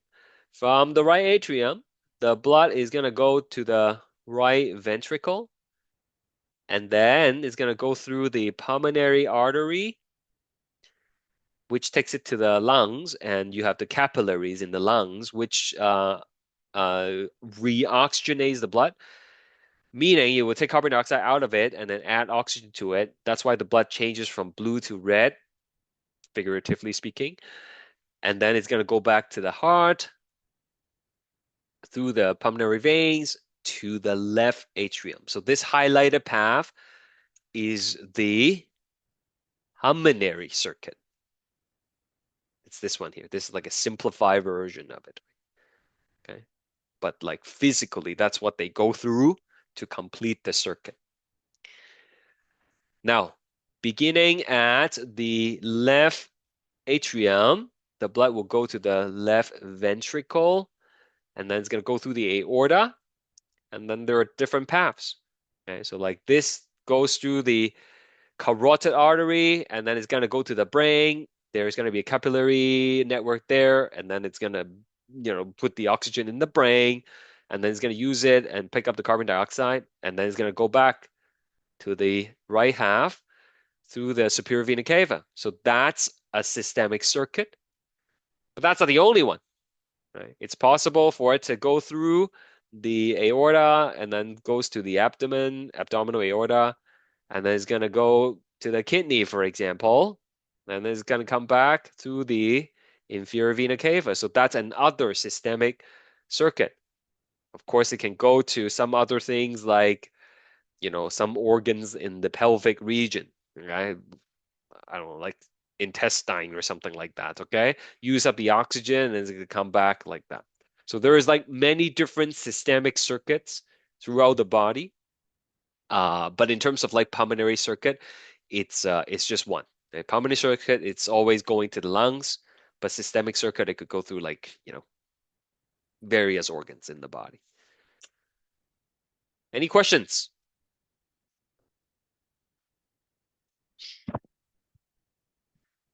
I know it's a lot, right, for the first day back from your vacation, but I hope things are making sense. Okay, of course, it's going to take some time for you to remember these things and learn them, but I hope it's manageable. These are pictures I took when I was in university. I also took anatomy and physiology uh, in university, and one of the things we had to do is to look at actual organs. Okay, and actual organs are very different from these pictures. These pictures are nicely colored coded, and it's easy to to identify. But the real one is just beige, okay? So everything looks the same, and we have to identify the organs. These are humans' organs that we were looking at. And so, we had to do these tests where they put the organ on a tray with a pin on it, and you have to answer questions about it. And you have like 2 minutes to do it, and then they ding the bell, and you have to get up and then go to another station. It was a really stressful experience. But to help me prepare for it, I took some pictures of the specimen, right? And now, some 20 years later, the pictures are still useful for me to show you guys. So for example, this is the aorta, and you can see the aorta is really, really quite big. You can actually put your thumb in there, and there would be a lot of wiggle room. And it should be because the aorta has to accommodate all the blood that's coming out of the left ventricle that will be distributed throughout the whole body. So it better be a big a vessel, right? Located next to it, this is a superior view. You're looking at it from the top.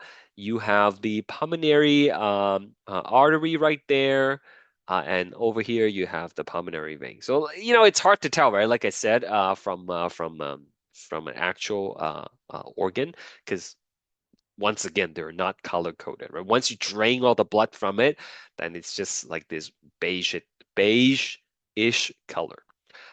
Fortunately for you, all the diagrams I'm ever going to show you on tests and quizzes will be just cartoon diagrams, okay? This is another picture I took. I asked the partner to put the finger in the superior and inferior vena cava, and actually the fingertips are touching, okay? And they're touching inside the right atrium right here. This is a posterior view. You're looking at it from the back. And once again, you can see the aorta, which has been cut off, but normally the aorta, as I told you earlier, is gonna form an arch that will continue to go down. It's let me see if I can get a color here. All right, this is gonna form the arch that comes down, right? I like that. And then there's gonna be like three vessels that branches off from it that goes up to the head and to each side of the body. But that's the aorta. Okay, you can see the pulmonary artery here, and then these gooey stuff.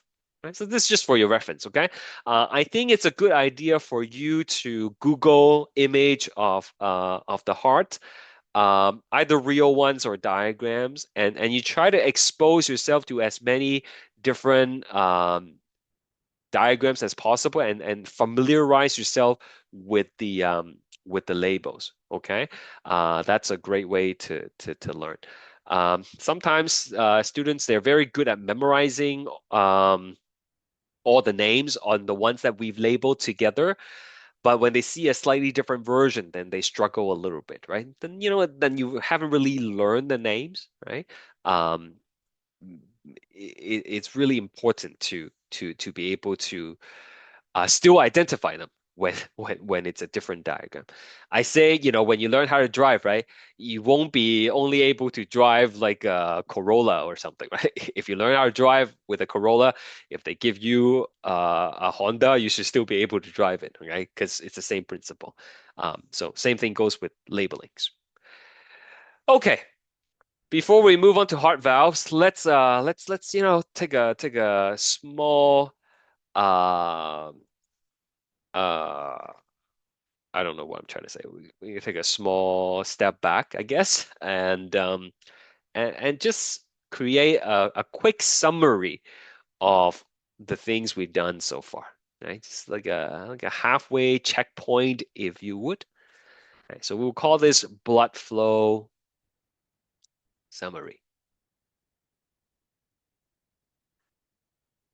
Now, if I said this before and I'll say it again, of course, you need to study for the quizzes and the tests, and you need to, memorize as much of these things and understand them as much as possible. However, it's okay to have some help sheet next to you when you write the assessment online, right? I've already factored that taken that into consideration when I created questions.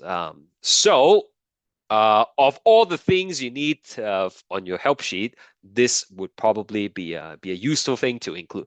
Okay, the blood flow summary that I'm gonna write for you right now. Definitely have that next to you if you choose to have a help sheet. So I guess if this is your sheet, you can do a full sheet like that. So here we go. If we were to follow a drop of blood and see where it goes throughout the body, there's no beginning or end because as you know, it's a circuit, but typically we can start with the superior and inferior vena cava, vena cava, plural. Okay. And then where is it going to go next? I got to restart the program. It's acting weird. 1 second.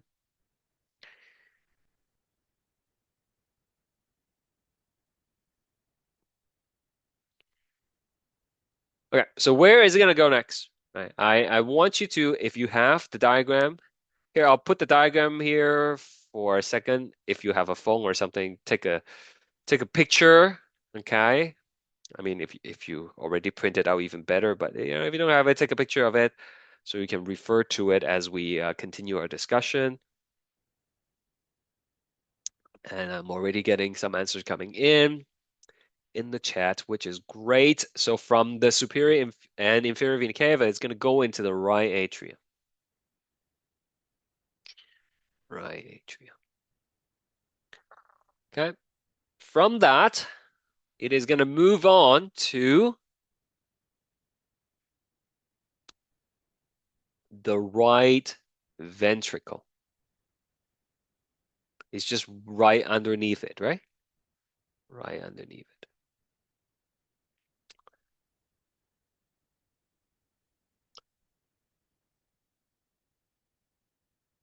So I'm going to give you a moment to fill this in. And there's another thing here, and then another thing.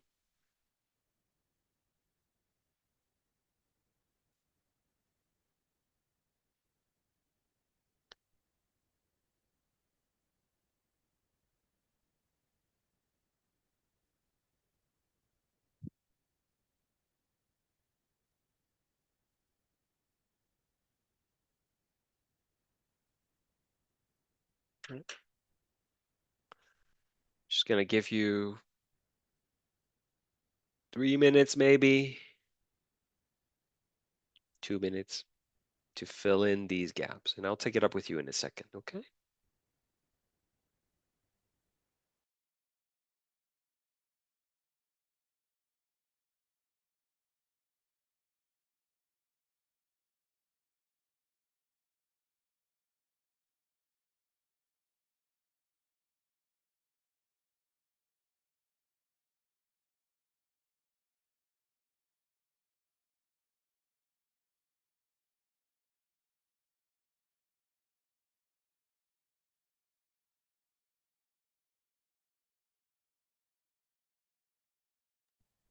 Yep, so good. A lot of you sending me answers for the next one. Yeah, but don't stop there. Keep going. I think I have the right number of blanks here. Feel free to add or take away them if I miscounted. I'll take it up in maybe another minute, okay?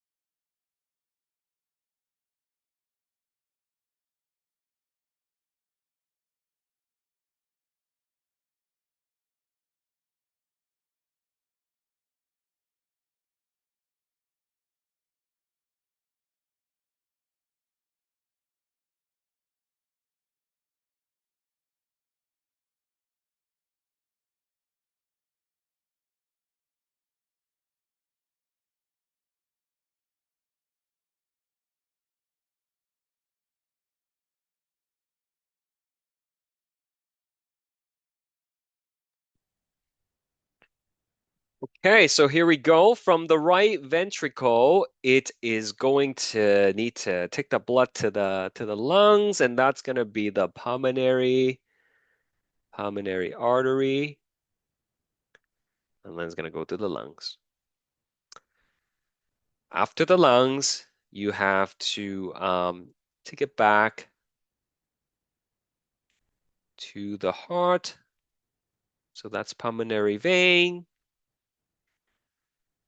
And that will return the blood to the left atrium. And then it will go to the left ventricle. Okay, thank you for everyone sending me the answers. They are exactly what I have here. Very good.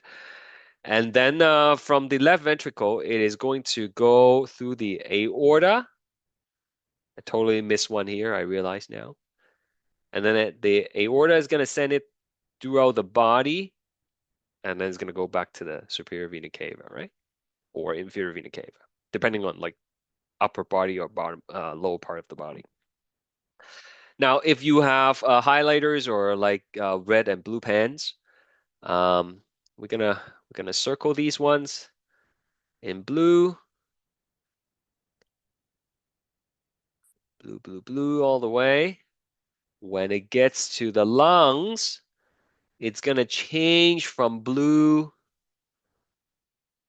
to red, right? Just gonna use pink. Looks nicer. That's a reoxygenation. And then you're gonna have pink all the way, oxygenated blood, until they get sent throughout the body. And of course, uh, once it gets to the body, then you use up the oxygen, so it turns blue again. And again, like figuratively speaking, right? Not literally turning blue. So that's the blue, and that's the pink. Let's label what it means. This is O2 poor, oxygen poor. Again, it's not like zero oxygen, okay? It's just low in oxygen. I can't give you a number. Like, I mean, it depends on how you measure it, right? Uh, and then over here, this is O2 rich.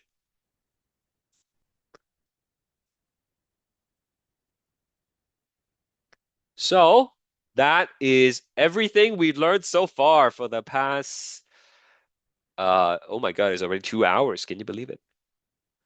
Okay. We good?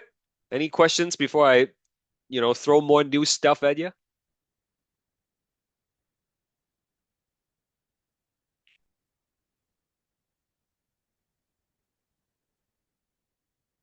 Okay. So this path here is basically what blood is going to pass through, right? As it completes the two circuits.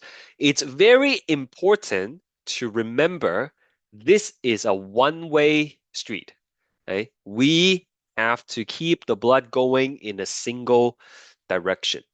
We never want blood to kind of be squirting back, right? If that happens, and it could happen, if it does happen, then it's going to create um, turbulence, okay?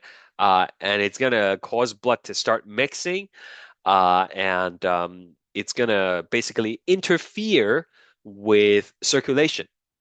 Okay? And depending on where it's happening or the cause of it, then that could result in, different outcomes, but none of them are really desirable. Okay? You don't want this to happen. So, what structures are in place to keep blood going in a single direction? Okay? So let's go back to this diagram here, and I'm gonna label the remaining four things here. So in the heart, and sometimes in the vessels, there are a total of four valves. Okay? The function of a valve is to keep blood moving in one direction. It prevents blood from moving backwards. Okay, so there are two valves that are in the heart, and two valves that are in the vessels directly. Okay, so over here on the right side and the left side, number 6 here It's this like whitish thing right there, okay? And this thing right here. Yeah, it's not the best diagram. I'll show you another one later in the PowerPoint slide, but let's label them anyways. Number six here, this is called the tricuspid valve. Tricuspid valve. Okay. Cuspid means flaps. Tri means three. Like triangle has three sides, tricycle has three wheels. Tricuspid means it has three flaps. Okay, so this is a valve that has three flaps, and it separates the right atrium from the right ventricle. And on the other side, number 14, we have the other one. This one is bicuspid. Bicuspid valve. This one only has two flaps. And sometimes if you read like older textbook, it might be called a mitral valve. Okay. Again, I'm just telling you in case you see it somewhere. Okay. But tricuspid and bicuspid works just fine. Now, the tricuspid and the bicuspid is a pair, right? They either open together or they close together. Okay, you will never have one open and then the other close. So tricuspid, bicuspid, open together or close together. Because they separate the atrium from the ventricle, these two valves, they are collectively called the atrial ventricular, okay, or AV for short, valves. Okay, so number 6 and 14 together, they are AV valves, okay? Atrioventricular valves. So I'll tell you more about their function in a bit. But like I said, all valves, they prevent the backflow of blood. Now, if you have a different color, if you haven't run out yet, there is another valve right here, and that is kind of like at the entrance of the to the pulmonary artery, and we call that the pulmonary valve.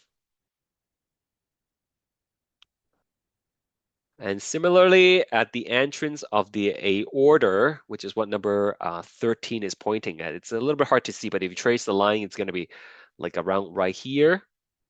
Okay, I'll put that right there as well. That is, like I said, at the entrance of the aorta.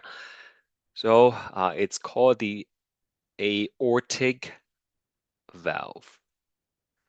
So the purple ones, the pulmonary and the aortic valves, they are a pair. And again, when they are a pair, it means they open and close at the same time. All right. Now listen carefully. Okay, stop copying. Just listen for a second. This next part is important. The purple ones open and closes together, and then the orange ones open and closes together.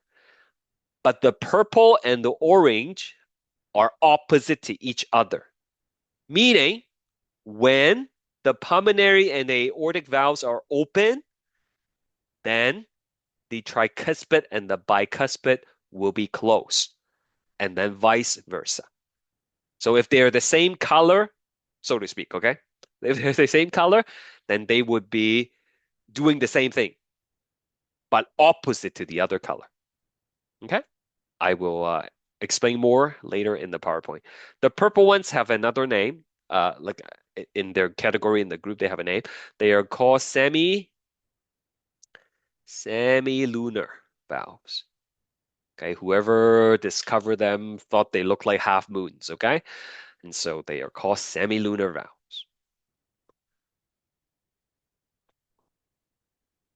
Are we together?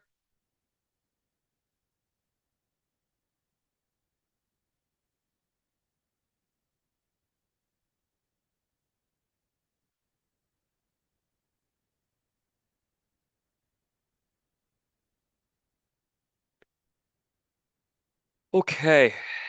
So let's pop them up here somewhere. Between the right atrium and the right ventricle, we're gonna have the tricuspid valve, the one that has the three little flaps, tricuspid valve. So think of this as a one-way door, right? What does it do? What does a tricuspid valve do? It only lets blood go forward, but not backwards. So it prevents backflow. Backflow. Okay, that's what I'm saying. Some people have a hard time understanding that. Backflow. It prevents backflow of blood to the right atrium. Okay, it always prevents the blood from going back to the previous thing. Okay, where should I put the bicuspid then, guys? Like in this picture, where should I put the bicuspid valve? Between where and where?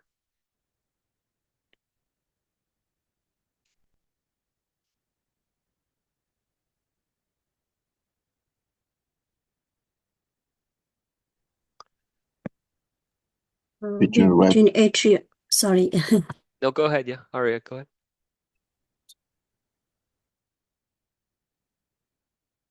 Nope, no one speaks. Oh, I think I heard you guys said left atrium and left ventricles, right? Very good. That's the bicuspid. Yeah, bicuspid valve. All right. And again, they are the AV valves, atrioventricular valves. Okay. Where we go? Here. Pulmonary artery. Right. The right ventricle is going to send the blood through the pulmonary artery, and right before entering the pulmonary artery, you're gonna have the pulmonary valve. And over here, right before you enter the aorta, you're gonna have the aortic valve. And these purple ones, they are called semilunar valve. Okay. So for example, what does the aortic valve do? The aortic valve prevents backflow of blood to the left ventricle. It's always preventing backflow to the thing that's before the valve. Okay? So like I said, this is a very important summary chart. It basically puts together everything we've learned up to this point. Okay? When you're studying, please try to recreate it, from scratch on your own. There is a question, when the backflow of blood happens, is that a heart murmur? Yep, that's one of the causes of a heart murmur. We'll talk about heart murmur later. Okay? But basically, heart murmur is like sounds that you hear from the heart that you don't normally hear. And one of the causes is when the blood is going backwards and then they start mixing and creates turbulence, and these turbulence create sound, basically. So the main function of heart valve is to prevent backflow. I already explained that. We have two atrioventricular valves, two semilunar valves. We have the tricuspid and the bicuspid, and you can see the location here. Right now, both of them are open, and then the other two are closed, right? And then the one in the pulmonary artery and the aortic artery, they are the semilunar valves, and again, they are a pair, and generally they prevent backflow into the ventricles. Okay, so this is what I want to show you. You can see this is a heart that is viewed from above. Okay, it's a transverse section. You might remember transverse from last semester, right? Like you cut it sideways so that it separates it into top and bottom, and then you're looking at it from the top. Okay. So these are the semilunar valves, the aortic valve, and the pulmonary valve, and they're currently closed.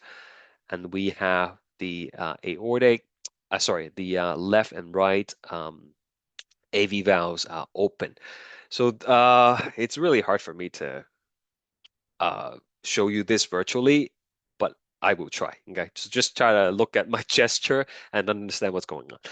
So at the top, we have the left and right atria, and then at the bottom, we have the left and right ventricles. So basically, when the top two chambers squeeze, you need the floor to open, so to speak. You need the bicuspid and tricuspid valve to open so that the blood can pour down and fill up the ventricles. Okay? When you are filling up the ventricles, it's important to keep the exits closed. You don't want the blood to prematurely get sent throughout the body or get sent to the lungs. You need to wait for the ventricles to fill up first, which is why when you are opening the bicuspid and the tricuspid, you have to close the semilunar valves. Okay? So as the blood is coming in, from the left atrium in this case, you need to close the aortic valve so that the blood's not going to squirt forward before we fill up the entire ventricles. Okay? Same thing on the other side. You need to close the pulmonary valve and wait for the right ventricle to fill up first. Once you fill up the ventricles, then it's time for the ventricles to squeeze. And when the ventricles squeeze, then the atria will relax. Okay, so that causes the AV valves to close now. You can see the tricuspid had three flaps, and then the bicuspid has two flaps, and you close them. And then when the ventricles squeeze, there's only one way to go. They can't go backwards because the doors are closed. And so on the right side, it will go through the pulmonary arteries, and then on the left side, it will go through the aorta. Okay, so you can see here, the door is closed, and the only way to go is forward. Okay? So there are situations where the valves don't close properly. And that could cause by different reasons, okay? It could be congenital, which means the person is born with a defect, and then they would have to do surgeries to fix it, okay? It could be secondary caused by infections, right? Some infection can cause the heart valves to be swollen a little bit, okay? It's called endocarditis. And then when they're swollen, they don't really close properly, and then the blood is going to start squirting backwards, okay? And that's going to create, the heart murmur. Heart murmur is not the manifestation. Okay, heart murmur is just like a it's not the disease. Okay, it's just like effect of what's happening. The condition, the underlying problem that creates the murmur, that's what you need to treat. Okay? You're not trying to treat the murmur. The murmur just tells you something is wrong, but you have to figure out what's causing the murmur, right? Uh, I think we're going to talk more about that later. Okay? But do you guys understand? Right? You're opening the AV valves, then you have to close the semiluna. When it's time to open the semiluna, you have to close the AV valves. Okay, let's keep up with the participation for the polls. I have a couple one going, three going your way. Let's quickly do them.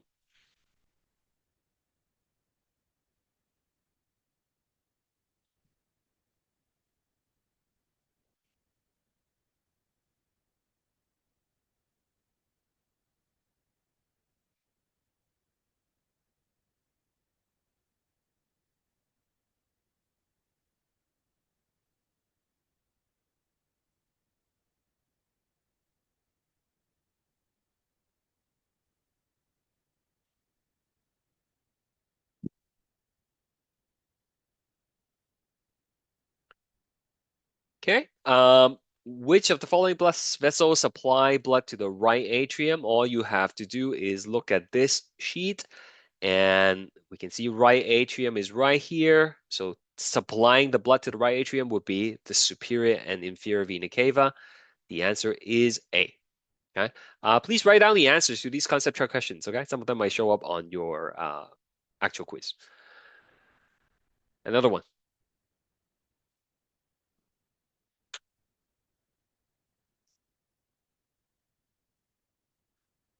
If you're not sure, again, look at the pathway we drew, see which one is circled with the red marker.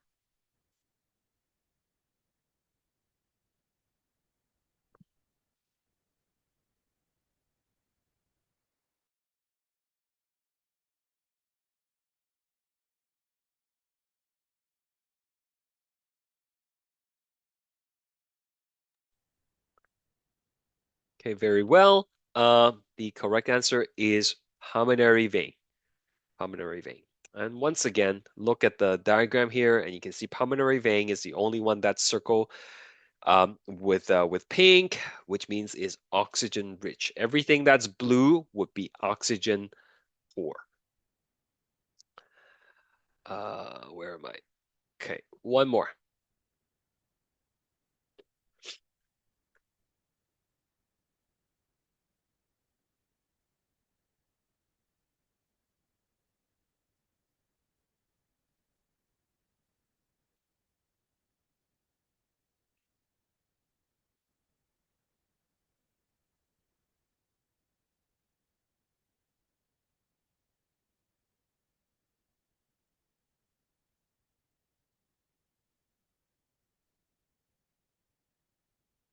Anyone else?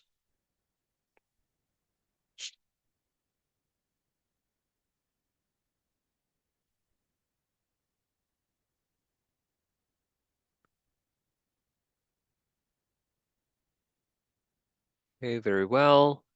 Prevents backflow of blood to the left atrium. Once again, we can look at this diagram. Left atrium is right here.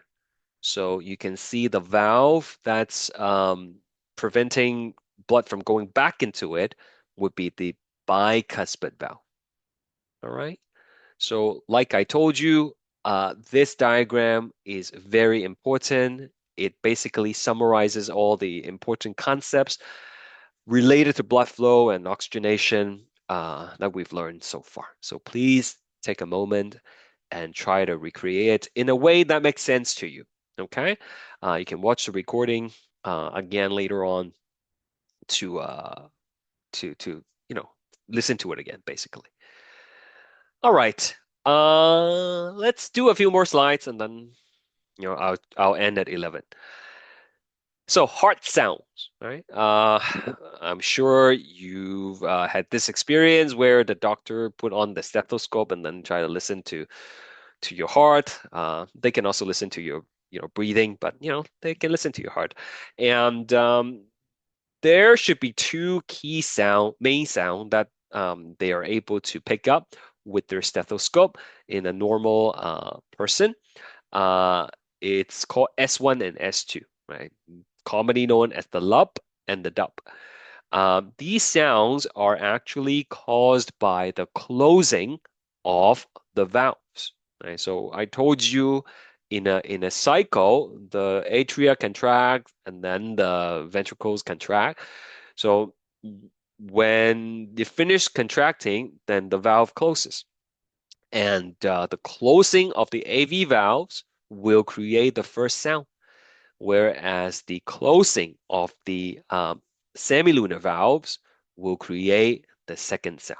Okay, it's like closing the valve is like slamming a door closed. It creates that sound that you can pick up from the stethoscope. Okay, now what happens is when there are additional sounds that the doctor, the physician can pick up with the stethoscope, then that's what a heart murmur is. Okay. Now, there are different causes of heart murmur, as I told you, but generally they are either generally they are mostly caused by turbulent blood flow. Okay. When blood is flowing without any obstruction or mixing, then they don't create extra sound. But in situations where there are regurgitation, for example, so regurgitation means um, like when a person regurgitates, it means they throw up, right? So regurgitation is a similar meaning here. It means like the blood is kind of throwing up through the valves. So like caused by a leaky valve. It means there is backflow of blood. Okay. E.g. leaky valve. I already told you why there could be a leaky valve. Maybe it's defect that a person is born with, or it could be caused by infection, right? So when the valve does not close properly, like over here, then the blood is going to squirt backwards, which is going to mix with the one that are coming in, and that creates turbulence, which in turns creates the sound. Okay? Stenosis, that's another one. Stenosis means the narrowing of blood vessels. Okay, narrowing of blood vessel. Uh, this is a regular blood vessel, and then the blood can go through, smoothly, no problem passing through. But then in some cases, if there is like a buildup of like a fatty plaque or something like that, which we'll talk more about later, then the blood flow is going to be like, turbulent. And sometimes that could create enough turbulent flow to create the murmur. Okay. Um, a cardiac shunt. A shunt is it's something that connects two parts that are normally not connected. Okay, I'll let you copy it down first and then I'll explain.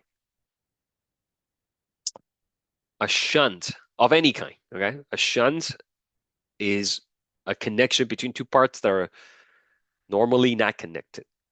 In this case, it's a cardiac shunt, so it's a shunt that's happening in the heart.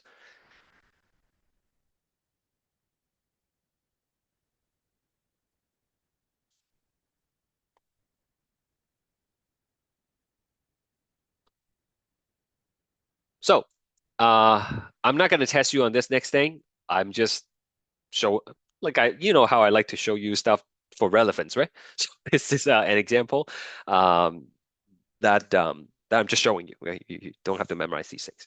So there is something called the ductus arteriosus. Okay, ductus arteriosus. What is it? It's a blood vessel that exists in developing fetus. Right? And it's right here. That's the ductus arteriosus. It's a shunt that connects the well, actually, you know what? Let me just test you a little bit on it.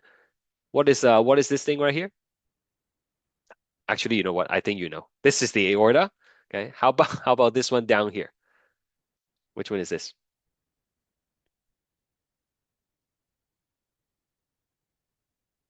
Yes, that's the pulmonary artery.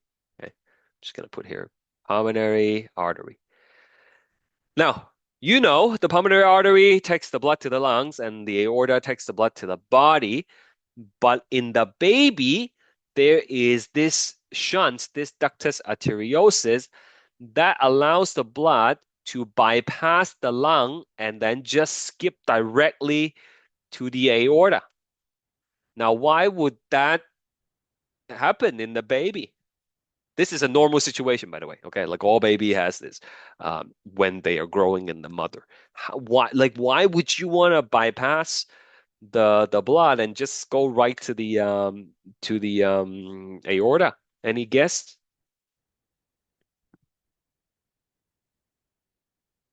Yeah, exactly right. Elvis has it right, right? The baby's lungs, it's not that they're not functional, but then like they practice breathing, they practice using the muscle in the lung, but they're not actually breathing through their lungs when they're in the mother, right?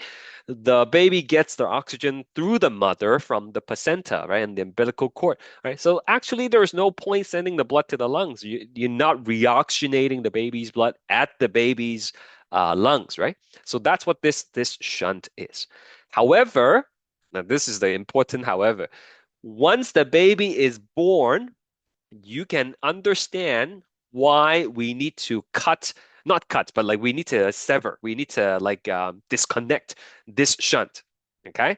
We cannot have the ductus arteriosus anymore when the baby is born because then we would have oxygen poor blood mixing with oxygen rich blood, right?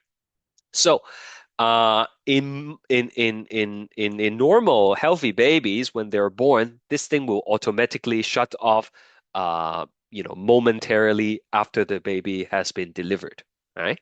However, in some babies, this thing does not close uh, fast enough, I guess. Okay, so it stays connected for longer than it should, and that of course can cause a little bit of a problem, right? Because now the baby is not getting full oxygenation, and so one of the first thing that they do when the baby comes out is they listen to the heart. Okay, and what they're listening for is basically heart murmur, which could indicate, as I showed you, a variety of things. Like, is it because the baby was born with a leaky valve? It's probably not going to be stenosis because like there's no buildup yet. Or like, is it a cardiac shunt, right? And when my second daughter was born, that's what the nurse did. I mean, they listened to it for the first one too, but then the first one was fine. But then when they listened to the heart of my second daughter, this was like minute after she came out, right? I heard the nurse said to the other nurse, "Oh, she's like, oh, I hear a murmur. You want to double check?" And then my heart just sank. I was like, "Oh no, like it's something wrong with her." And then she had to do a bunch of tests. She had to see like a cardiologist. They had to do like a echogram to see, the blood flow and everything in the heart. And then it turns out it's just one of these things that didn't close properly. Um, it did close eventually, but it just took longer than it was expected, right? So it turns out once it closes, everything was fine, and then the murmur just goes away afterwards. Okay, so that's what like a cardiac shunt is, right? It's a connection that shouldn't be there, but it's there. Um, so that's 11 o'clock, I think. We will resume next class, which is going to be Monday, same time. Please take some time to review the materials. Also, familiarize yourself with the new platform. Try to find out where things are and keep an eye out on emails that I'll be sending you. One more thing I want to tell you is there is no email function in this new platform. The only thing I can do is to use the message system. So like sometimes when I send you send you a message or something, you will get a copy in the email. But I think let me see if I have a copy here. Like it's gonna look something like this, right? It's gonna look something like this. And you will still see everything, but I cannot include like a title on it or anything like that. So you might not know what exactly the message is about until you open it. And so please do open them when you get a message from me in the email. You can click on the view message and it will take you directly back to the Lumine platform.